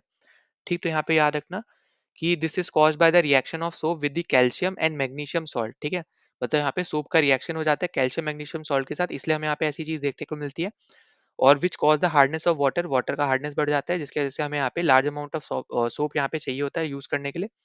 तो इसको ओवरकम करने के लिए हम डिटर्जेंट्स का यहाँ पे यूज करते हैं, जो कि यहाँ पे क्लींसिंग एजेंट होता है एक तरीके से। फिर डिटर्जेंट जो आपके हैं जनरली वो आपके सोडियम सॉल्ट के होते हैं, सल्फ्यूनिक एसिड और अमोनियम सॉल्ट्स वगैरह आपके रहते हैं विद क्लोराइड्स और ब्रोमाइड। तो ये आपके इंपॉर्टेंट है कि किस किस से बने हुए होते हैं, तो याद रख लेना कि डिटर्जेंट्स आपके ज्यादातर आपके सोडियम सॉल्ट्स के होते हैं जिसमें आपको सल्फ्यूनिक एसिड देखने को मिलता है, या फिर अमोनियम सॉल्ट के बने होते हैं जिसमें आपको क्लोराइड या फिर ब्रोमाइड आयंस देखने को मिलते हैं। दोनों ही जो है यहाँ पे, ये आपको हाइड्रोकार्बन चेन्स आपको देखने को मिलेगी इन दोनों में ही। और चार्ज एंड देखने को मिलते हैं यहाँ पे कंपाउंड्स के अंदर। ठीक है, तो इनसॉल्युबल्स आपको प्रेसिपिटेट्स आपको देखने को मिलेंगे जिसके अंदर आपको कैल्शियम और मैग्नीशियम आयंस देखने को मिलेंगे यहाँ पे हार्ड वाटर के अंदर। और इसी की वजह से आपका यहाँ पे ये इफेक्टिव होते हैं यहाँ पे हार्ड वाटर में। ठीक है, तो यहाँ पे इसी की वजह से आपके यहाँ पे क्या होते हैं, इफेक्टिव रहते हैं हार्ड वाटर में। तो ये अब यहाँ पे वही चीज सेम चीज बार बार लिखी जा रही है कि आपको यहाँ पे डिटर्जेंट जो है यहाँ पे शैम्पूज बनाने में भी यूज होते हैं और क्लीनिंग करने में भी यहाँ पे यूज होते हैं। ठीक है, तो यहाँ पे ये चीज आपको यहाँ पे जरूर याद रख लेना। बाकी ऐसा यहाँ पे इतना ज्यादा इंपॉर्टेंट नहीं है, जितना इंपॉर्टेंट है सब हमने डिस्कस कर लिया है। तो इसके साथ हमने यहाँ पे ये वाला चैप्टर भी कंप्लीट कर लिया। कोई भी डाउट होता है तो जरूर आप यहाँ पे कमेंट सेक्शन में मेंशन कर देना, वरना आप टेलीग्राम चैनल ज्वाइन कर सकते हो, वहाँ पे भी आप बता सकते हो अपने डाउट्स। और इसकी अगर आपको मार्क्ड पीडीएफ चाहिए, जो जैसे आपको यहाँ पे देखने को मिल रही है एकदम मार्क करी हुई, तो ये आपको टेलीग्राम चैनल पे मिल जाएगी। इसका लिंक आपको डिस्क्रिप्शन में दे रखा है यहाँ पे टेलीग्राम चैनल का, तो उसको ज्वाइन कर लेना। एकदम फ्री पीडीएफ है, कोई भी आपको कुछ भी देने का जरूरत नहीं है। और इसको आप एज अ लास्ट रिजॉर्ट के तौर पे आप यूज कर सकते हो, आप यहाँ पे रिवीजन के तौर पे। ठीक है, लास्ट में। तो अगर आपको यहाँ पे कोई डाउट हो तो जरूर आप मेंशन कर सकते हो। पहली बार आए थे तो प्लीज सब्सक्राइब कर देना चैनल को, वीडियो को शेयर, वीडियो को लाइक कर देना, ताकि ज्यादा से ज्यादा लोगों तक ये वीडियो पहुंच पाए, उनकी भी यहाँ पे हेल्प हो पाए। अब मिलते हैं नेक्स्ट वीडियो में। जय हिंद।